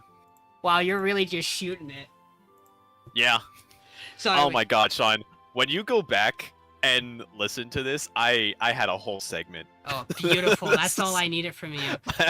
I killed Oh. the silence. So we were talking about I was talking about Sleeping Out Last. Yeah, so that album is like, it's like, it has like the songs called the album's called Atlas. It has songs about each of the planets, and like all the songs are themed about stuff, and then and because it's a really long album, then it has songs about it has a song for each direction. So there's a north, a south, an east, a west, and then there's Pacific, Atlantic, Indian, Southern, Arctic for the oceans. And they have an Atlas space album, and that's the one that is just all the planets. I thought they had an Atlas too, but maybe they don't. But then they have an Atlas album that's about the enneagrams. So these are my favorites. I love these. I go through this album for every character I make for D&D, and I figure out where they fall on the song. Like which song fits them, because it's tied about. Do you know about enneagrams? Like anagrams, as in like Enna. Anagrams. Anagram. No. So it's like it's a personality type thing. So here, I'll give you. Wait, is it the INFJ thing? No, these are slightly different, but they're kind of the idea. And like this for me is like, this is the kind of thing that like when I start making content, any kind of content, and I start structuring characters, like there's a fun little, like, there are elements that I think are very, I would call them immature in like this is how, like, when you are like 13, 15 and you start getting to like stories, this is how like you view characters. But like I don't necessarily think it's a bad thing. So like if you look on that Wikipedia page for Enneagram, and you scroll down to the 9 types, you'll see it spreadsheets tables you, and it breaks down the types by their number. It breaks down by like what they call the role. It gives you an ego fixation for it. It gives you the parallel for a holy idea. It tells you what trap they fall into. Looking at this. Yes, no, it's like, this is the nonsense. Hold on, let me see if I can do this in a way that is useful for the viewer. I think I can. Put it in post. No, we do this live. We're doing it live. We do it live. But like, I remember I used to try to write stories, write novels, write stuff like that. And a lot of the time it would be like, how do you come up with like a character or a concept or an idea? And it was like, you do these silly things where like you flush out a character or like a concept to an insanely in-depth degree for no good reason. And this is the kind of bullshit that I love, that I think is like, it fuels some kind of sick need to like really just fill out as many information bubbles as you can about something. Just really cementing what a character is gonna be. Just like, yeah. Hey, let me. I got it. It's going up. oh my god, they even have the. Yeah. They even have like the 7 deadly sin. Like, Yeah. Hey, we'll quickly put that. Anger, pride, deceit, envy, avarice, fear, gluttony, lust, sloth. Because even scientists in the world went, what do we do? Like, what are things people recognize and understand? And they said the 7 deadly sins and the virtues that go with them.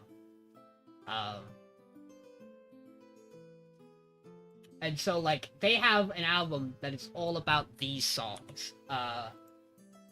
And so here, let me do the fun game. That is, let me go to my Aldine album. Scientists have found the 4 main mindsets that So make up his the human so imagination. the song from their album that I have of these is number 9, which is the Peacemaker, the Mediator.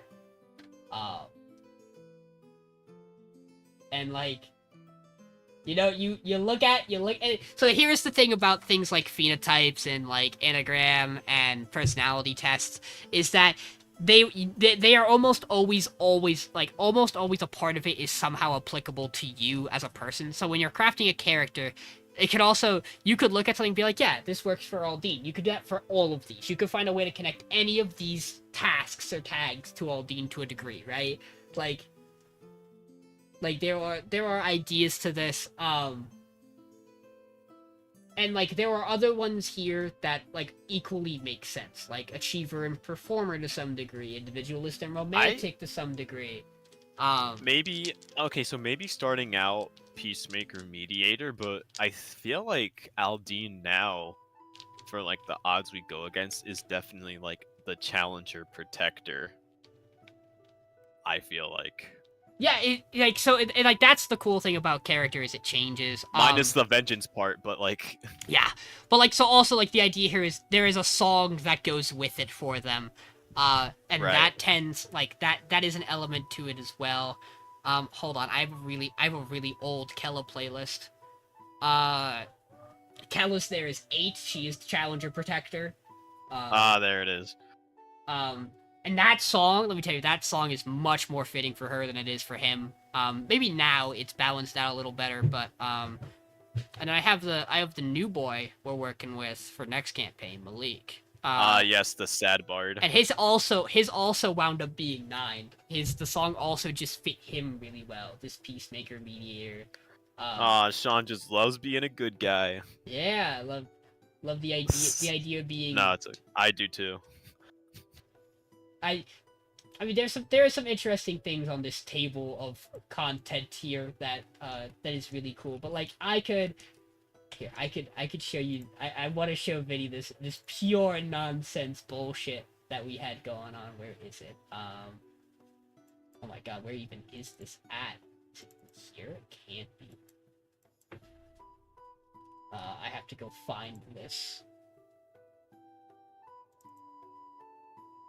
So, like, I did a lot of writing back in the day. And one of the things we used to do,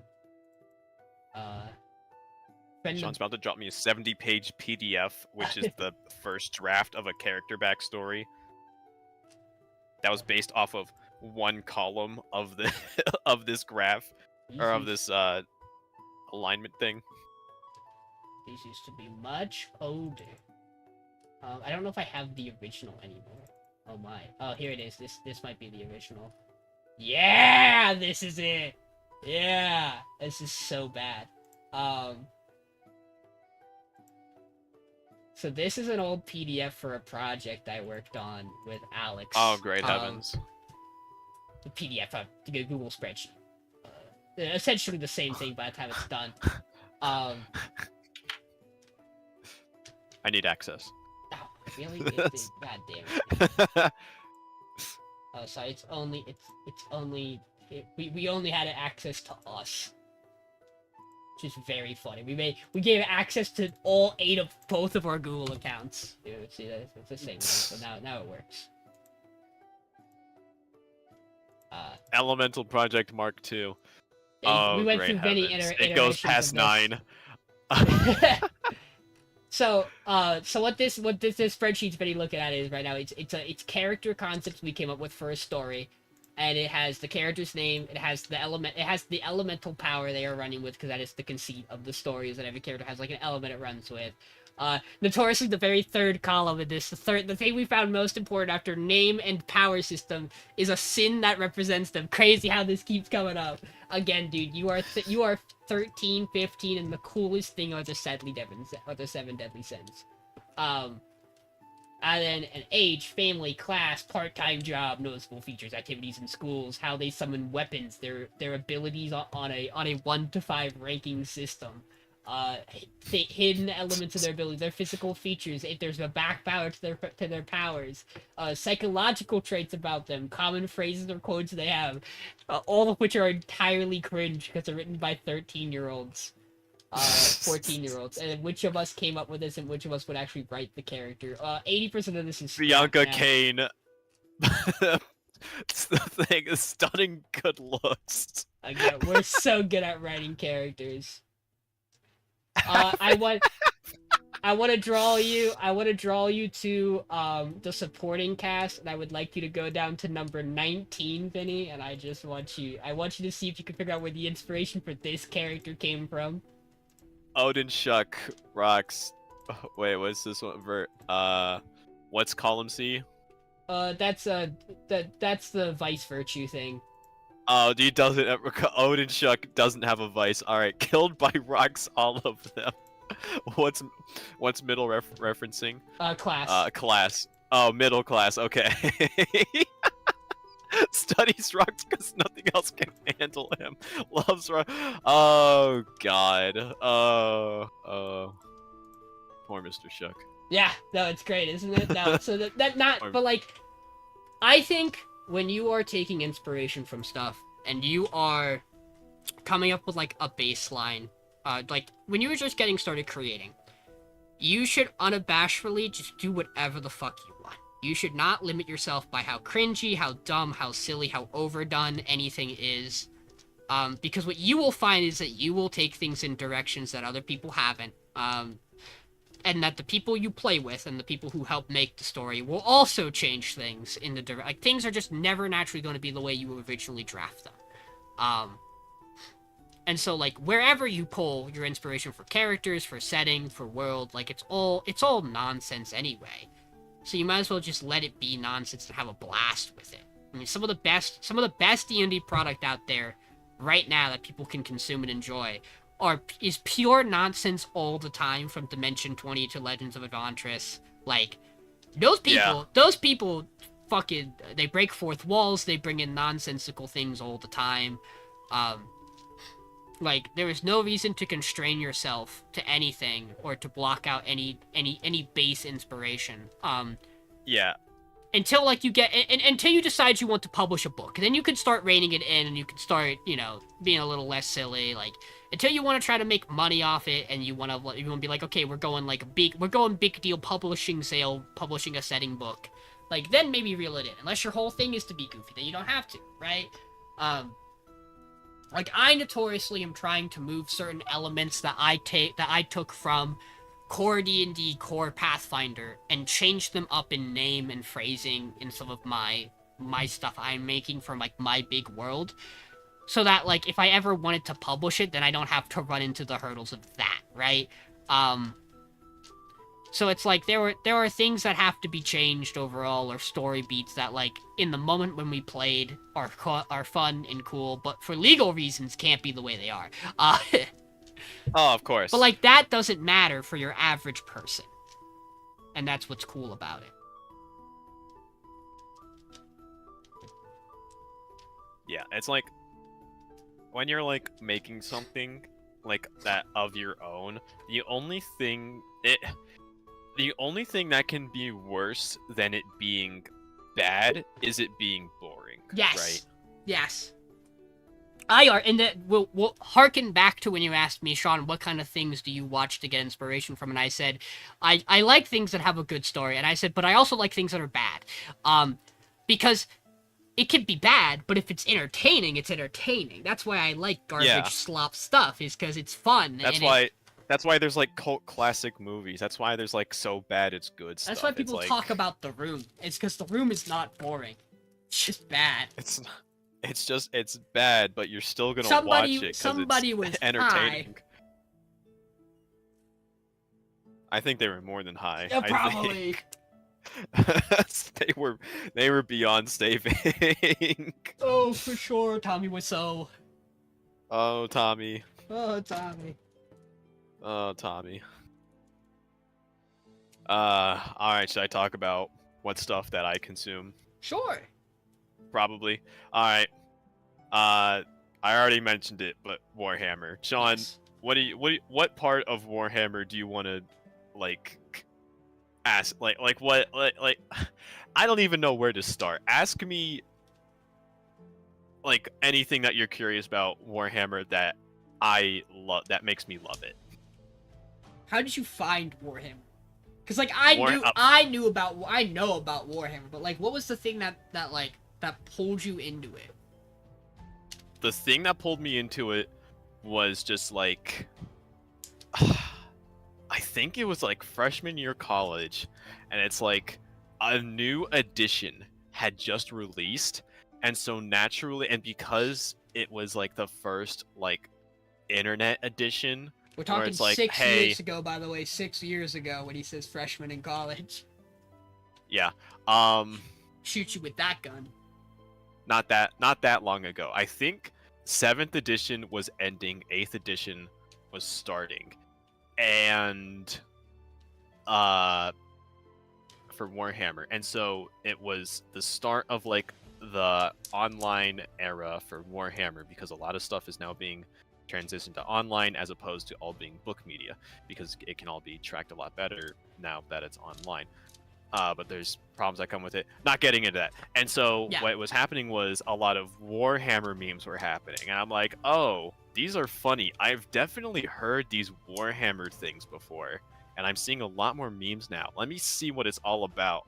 And then I looked up some YouTube videos about like just Sparks Notes lore, and then I started going into the wiki pages, and then from one wiki page to the next of just going down a rabbit hole of like stories and characters and information and all this lore, and I was just like, oh my god, this is so different and unique and ridiculous and over the top. How can you not like it?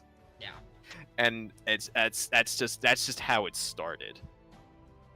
I mean, for what it's worth, how I got into D&D as a whole, I've told the story I think before too, but like I started with Pathfinder because back in 2015, 2016, God, yeah. Back then, D&D was not, the rules for D&D were not readily available for free online. Like 5th edition was either just starting or getting ready to start, and like it probably wasn't even out. Book. It probably wasn't even out yet at the time that I'm talking about. Yeah, probably not. It was like in pre-order phase, probably. Yeah, and so like if you wanted the rules, you had to find a copy of it somewhere you shouldn't, or you just had to own it. And Pathfinder had all of its published content, like core content, and even some of its advanced content, free to view online. And that's why we played Pathfinder for 3 years, was because I didn't have to go buy this. And I wasn't invested enough like I am now to go and buy stuff. Like, I don't want to pretend like D&D is easily, readily available, all of it for free. It's not. There's a lot of it that's you still have to buy and purchase. But I'm in it now, I don't care. Like, I will buy it because I enjoy the hobby. But like you said, like, oh, you got in the Warhammer because you found the content online. There is nothing better to, like, people will take inspiration from things that are free because it's free. It's there. Like, it's easy to access and get into and not have to worry about, like, having to spend more money on. And then you're free to spend money on dice. But what else? Or in my case, tiny plastic. What else about what? What other places you pull? Other places I pull Inspiration from, because there's Warhammer. Yeah, there's Warhammer.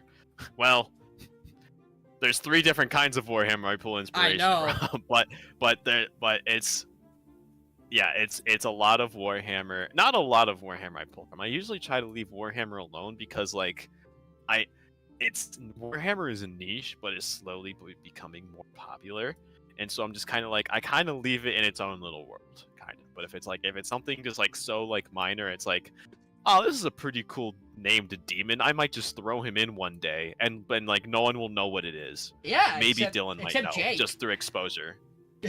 Yeah, Jake. Well, Jake is exposed to Warhammer. He would probably know what that is. But yeah, aside from that, I just kind of like leave Warhammer alone unless I'm like just nitpicking like very specific things. That would just be kind of niche.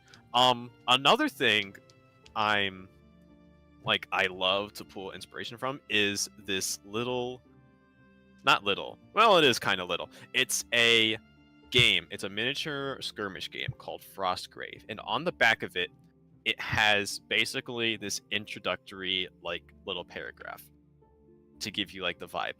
From far and wide, wizards flock to the frozen ruins of Frostgrave, hoping to uncover ancient treasures and the secrets of lost magic.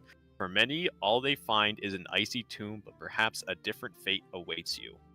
Accompanied by their apprentice and a warband drawn from more than a dozen henchmen types, from lowly thugs to savage barbarians, they venture into the frozen ruins, a deadly place, filled with rival wizards, wandering monsters, animated constructs, and demonic entities.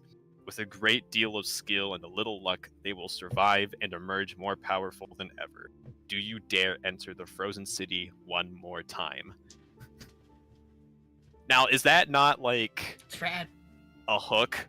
Of course it is. Like just it's such a hook for like for just like for like a smaller like miniature like skirmish game that is just so easily like a D&D adventure hook. This is so like classic AD&D go to doing like dungeon like level exploration, getting treasure, and then going back to your base. And it's like, and then next session you go and do the next one. And it's just it's so cool. It's so sick. And it's just, and like the game and like the book itself is so like freeform. It doesn't even like, it's not even like, yeah, we have official minis, but it's like, yeah, use whatever the fuck you want. It's like, as long as you both agree that it's like, it is what you're saying it is. We don't care. Play it how you think it is. And it can be as high or as low fantasy setting as you want. It's just like, it's vague for the purposes of your own creativity, which is different from like giving you details about like, which is, so here, I have to. So it's like, so the vaguity of Grim Hollow, when we were talking about that earlier, Yeah. it's like you struggle with it because they just present you with so much, but it's like as soon as they give you like so much knowledge and so much information about a world, but then it's just missing details that you need that would be intrinsic to that place that you then have to fill in yourself, which could be good for like, you know, for people who are more creative, who just want to kind of make it their own. But it's like for people who want to just try and run that, it's like, well, you're kind of leaving me dry here because I don't have much to work off of. But with this, it's like you're given a vibe, right? And Yeah. it's like the vibe can be left vague because then it can be your vibe, and that's how that's done well. And it's just, that's what I'm admiring about this, along with like the super sick hook they give you, and just that's what I'm loving from Frostgrave. I mean, I remember I used to pull a lot of things from generators. I still kind of do sometimes, because sometimes you don't need to take everything from everywhere. Oh no, of course not. But like I used to do even like quest. I want to say this has like a quest generator. Oh, dude, somewhere. I use fantasy name generator all the time. I love It's fantasy just- name generator. I love fantasy name generator. Yeah, but like let's see if we can. Or it's just like, man, I just can't come up with a good like orc name, or I just can't find the right like title for like what this is, and it's just fantasy name generator. You are the royal arbitrator, Sir Schmeebenschmorp, and I'm like, perfect. Yeah, I know. Thank you. Thank you so much, generated title. I know somewhere on here they've really changed their site for a while, but there was at one point a place here on Donjon RPG Tools where like it would just generate you quests. Like you could just have quests. Oh yeah. And like I used to use their dungeon generator for like dungeon layouts, because like it's cool. It can give you different classical dungeon ideas, and it gives you ideas of it behind it that you can make use of. And so like Like a lot of it, like the tools you use and how you take inspiration. Like again, there shouldn't ever be a limitation to any of it. Like notoriously, I went from borrowing maps for online because it's home games. Like again, I'm not publishing the content to make money off of it ever. It's never been the goal, right? But like as I started to move to be a little more serious as a DM, I started making my own maps, and I use Incarnate for that. It also just gives me more control of what's in the area. But there's nothing wrong with just flat theater of the mind. There's nothing wrong with just taking maps off sites that have tons of maps on them. Like, I can't tell you how many fun moments came from Or campaigns. I say fun, but they torture me sometimes. Of like, okay, here we are. The party doesn't have real character art, and so Mike is using a picture of Big Bird to represent his character. Yeah. Like, nonsense, silly nonsense, but like also like Yeah. it's part of the fun of it all. Yeah, it's sometimes you just have to roll with like, yeah, I look like Big Bird, but he's wearing a full suit of metal armor and is carrying a hammer that comes up to his waist, and it's just like, whoa. And okay. is a devout follower of his god, and his main objective in life is to reproduce. Okay, cool. Crazy. Crazy. You're looking to have a bird army made up entirely of your children. That's a very long objective, but That's a we'll keep it in long-term mind. goal. Keep it in mind. Keep it in mind. Oh god. What has been like the most cursed like party like pictures that you've had? Like what, like for That one's like pretty the online, up there. like what's that one's pretty like that for cursed. It's like, yeah, Reggie was in fact Death from Diablo 3. that was his picture. Because I couldn't find like hooded warlock that I liked. And that was like, alright, we're running with the Diablo 3 main villain. Sick. Ed was the generic Water Genasi icon from D&D Beyond, which is fine. Yep. So he's the generic Water Genasi art. Ivan. What was Ivan? His might have just been the generic like gnome wizard, like a generic gnome wizard art from somewhere. Like I think you can find that art online. Oh, it was the Hearthstone card. Oh, was it a Hearthstone card? There you I go. think it was a Hearthstone card. The Big Bird. Elvis's Madarok was a dragon villain from one of the modules. I don't think he knew this, because again, a lot of arts just come from books when you pull them offline. Yep. Yep. Nemnis was Master Oogway. Like a cool, like a slightly cooler, like fan art of Master Oogway. Yeah. Talion was just Talion from Shadow of Mordor. I don't know if you realize what I had to work with in that campaign. Yeah, we got Talion, Big Bird, Mr. Water Genasi, and like your guys' art was much more generic for Ruba, outside of Elwyn being Elton John and Grant being outside of just Grant McDonald, those 18 Naked Cowboys. Those were silly, but then like we have the good ones, which is you guys are just using pretty generic. Well, you're just using Satyr art. Michael just found a bird, and then the other two actually can draw, so they have their own character art. So that's that's cursed in its own way. I mean, solo individual.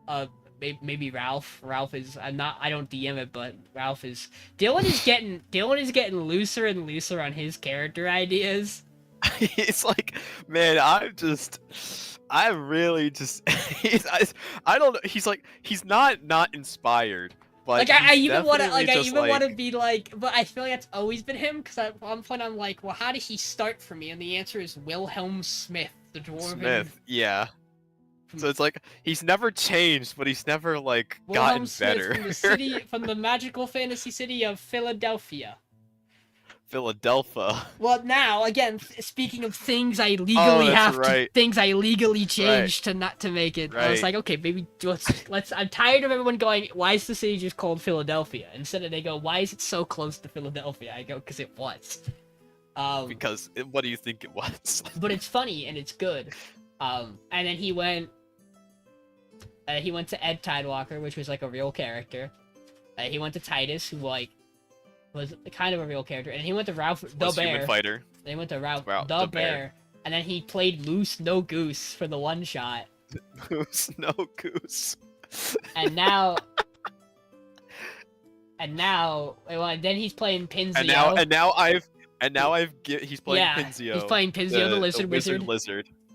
And Yeah. then I have graced him with Wizwag, the goblin sorcerer. Wizwag, the goblin wild magic sorcerer. He's having a time. We're having a time out there together on these characters. Jordan, No, but Dylan is enjoying himself. no, but That's all we can say. The campaign with Hooter and Reggie and Ed, like, that campaign was something because I have an entire character concept in Talion that is just the plot of Shadow of Mordor. Which sometimes you play a D&D game and someone goes, I want to just play a pre-existing character from a different piece of media. And you can say no. But I went, cool, I'm not familiar with this. You know that, right? He went, okay. And I went, so give me some, like, you can give me stuff straight from the game and I'm gonna fucking tweak it and I'm gonna make it my own thing. And unironically, his arc of the campaign was maybe one of the cleanest arcs of the campaign, and we were kind of sick with it for the portion of we love structure. for the portion of the Blackgate Guard and fighting vampires and taking back the spirits of lost loved ones. I can see why Shadow of Mordor is so cool. But like I tweaked a couple of things. Obviously, some of that was me. It wasn't all him. Well, it wasn't all the source material. And I had something very similar to that back in the good old Pathfinder days with Ego. Where I went, Ego, what are you playing? He went, Batman! And I went, yeah, you playing Batman? He's like, yep. I'm like, what do you got for me? He's like, my rival is the Joker. And I went, Yeah, is he? I went, cool, we'll have to figure out how we're doing that one. What do you mean I gotta put Gotham on my map somewhere? Okay. We're gonna have Philadelphia and Gotham on the same map. No. It would have been the same setting, technically, though. It would have been the same large continent map, is the funny thing if I had kept it. Because it actually is... No, it was that campaign, you're right. Yeah, God, because Albert. Because that was with Albert. Brian was playing Albert. Albert, who, if you could not deduce, is Alfred. Who was just Alfred, who was a samurai. Which, I'll give Brian credit on that one. It was different enough that he got super into dragons, and that became that plot point of Top Hat Drake. My boy, Top Hat Drake!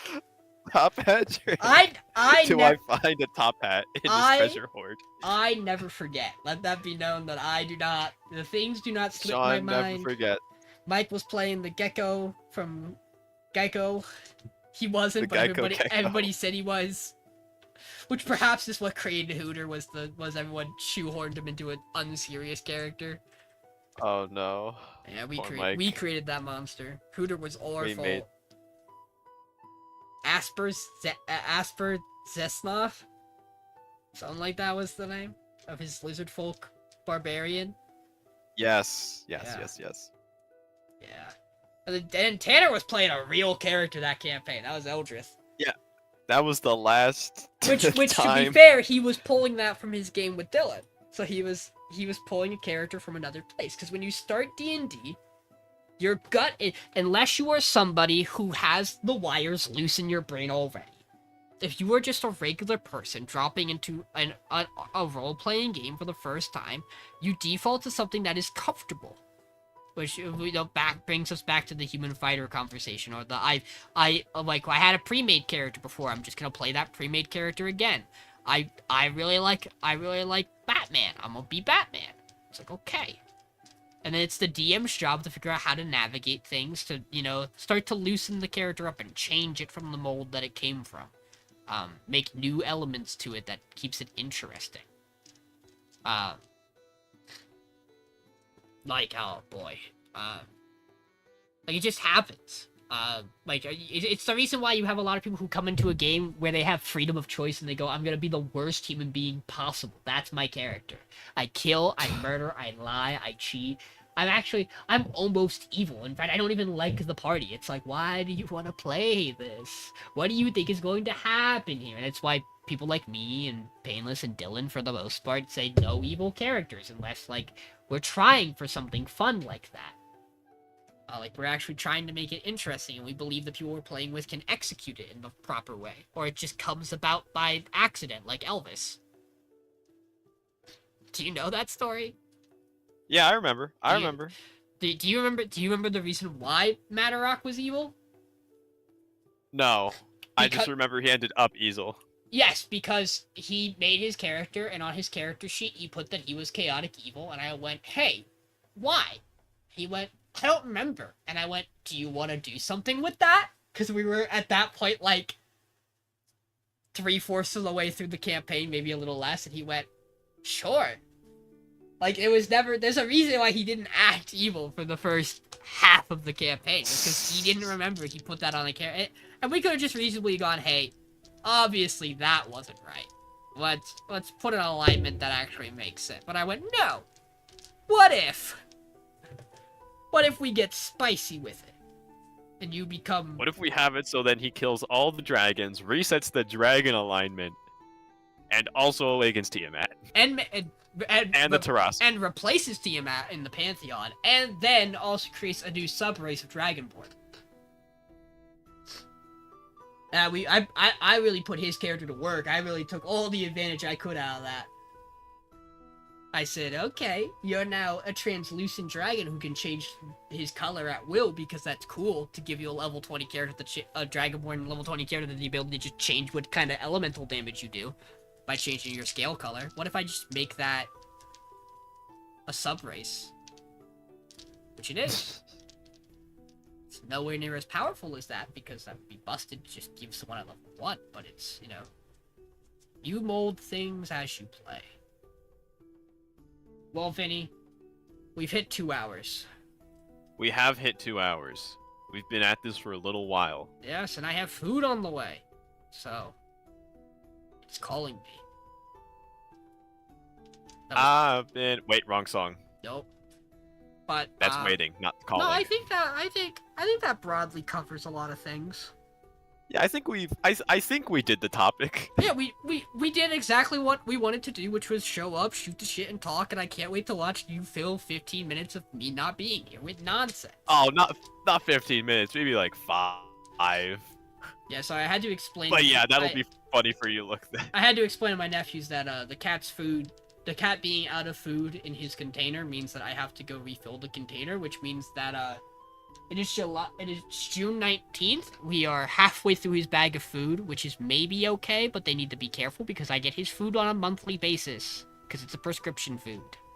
So, the diabetic boy. The diabetic cat. We wake up twice a day and shoot our cat with medicine. With insulin. With insulin. We gotta choose a different word. No, it's the best. It's the best thing to yell in the house. Hey, it's time to shoot the cat. Time to shoot the cat.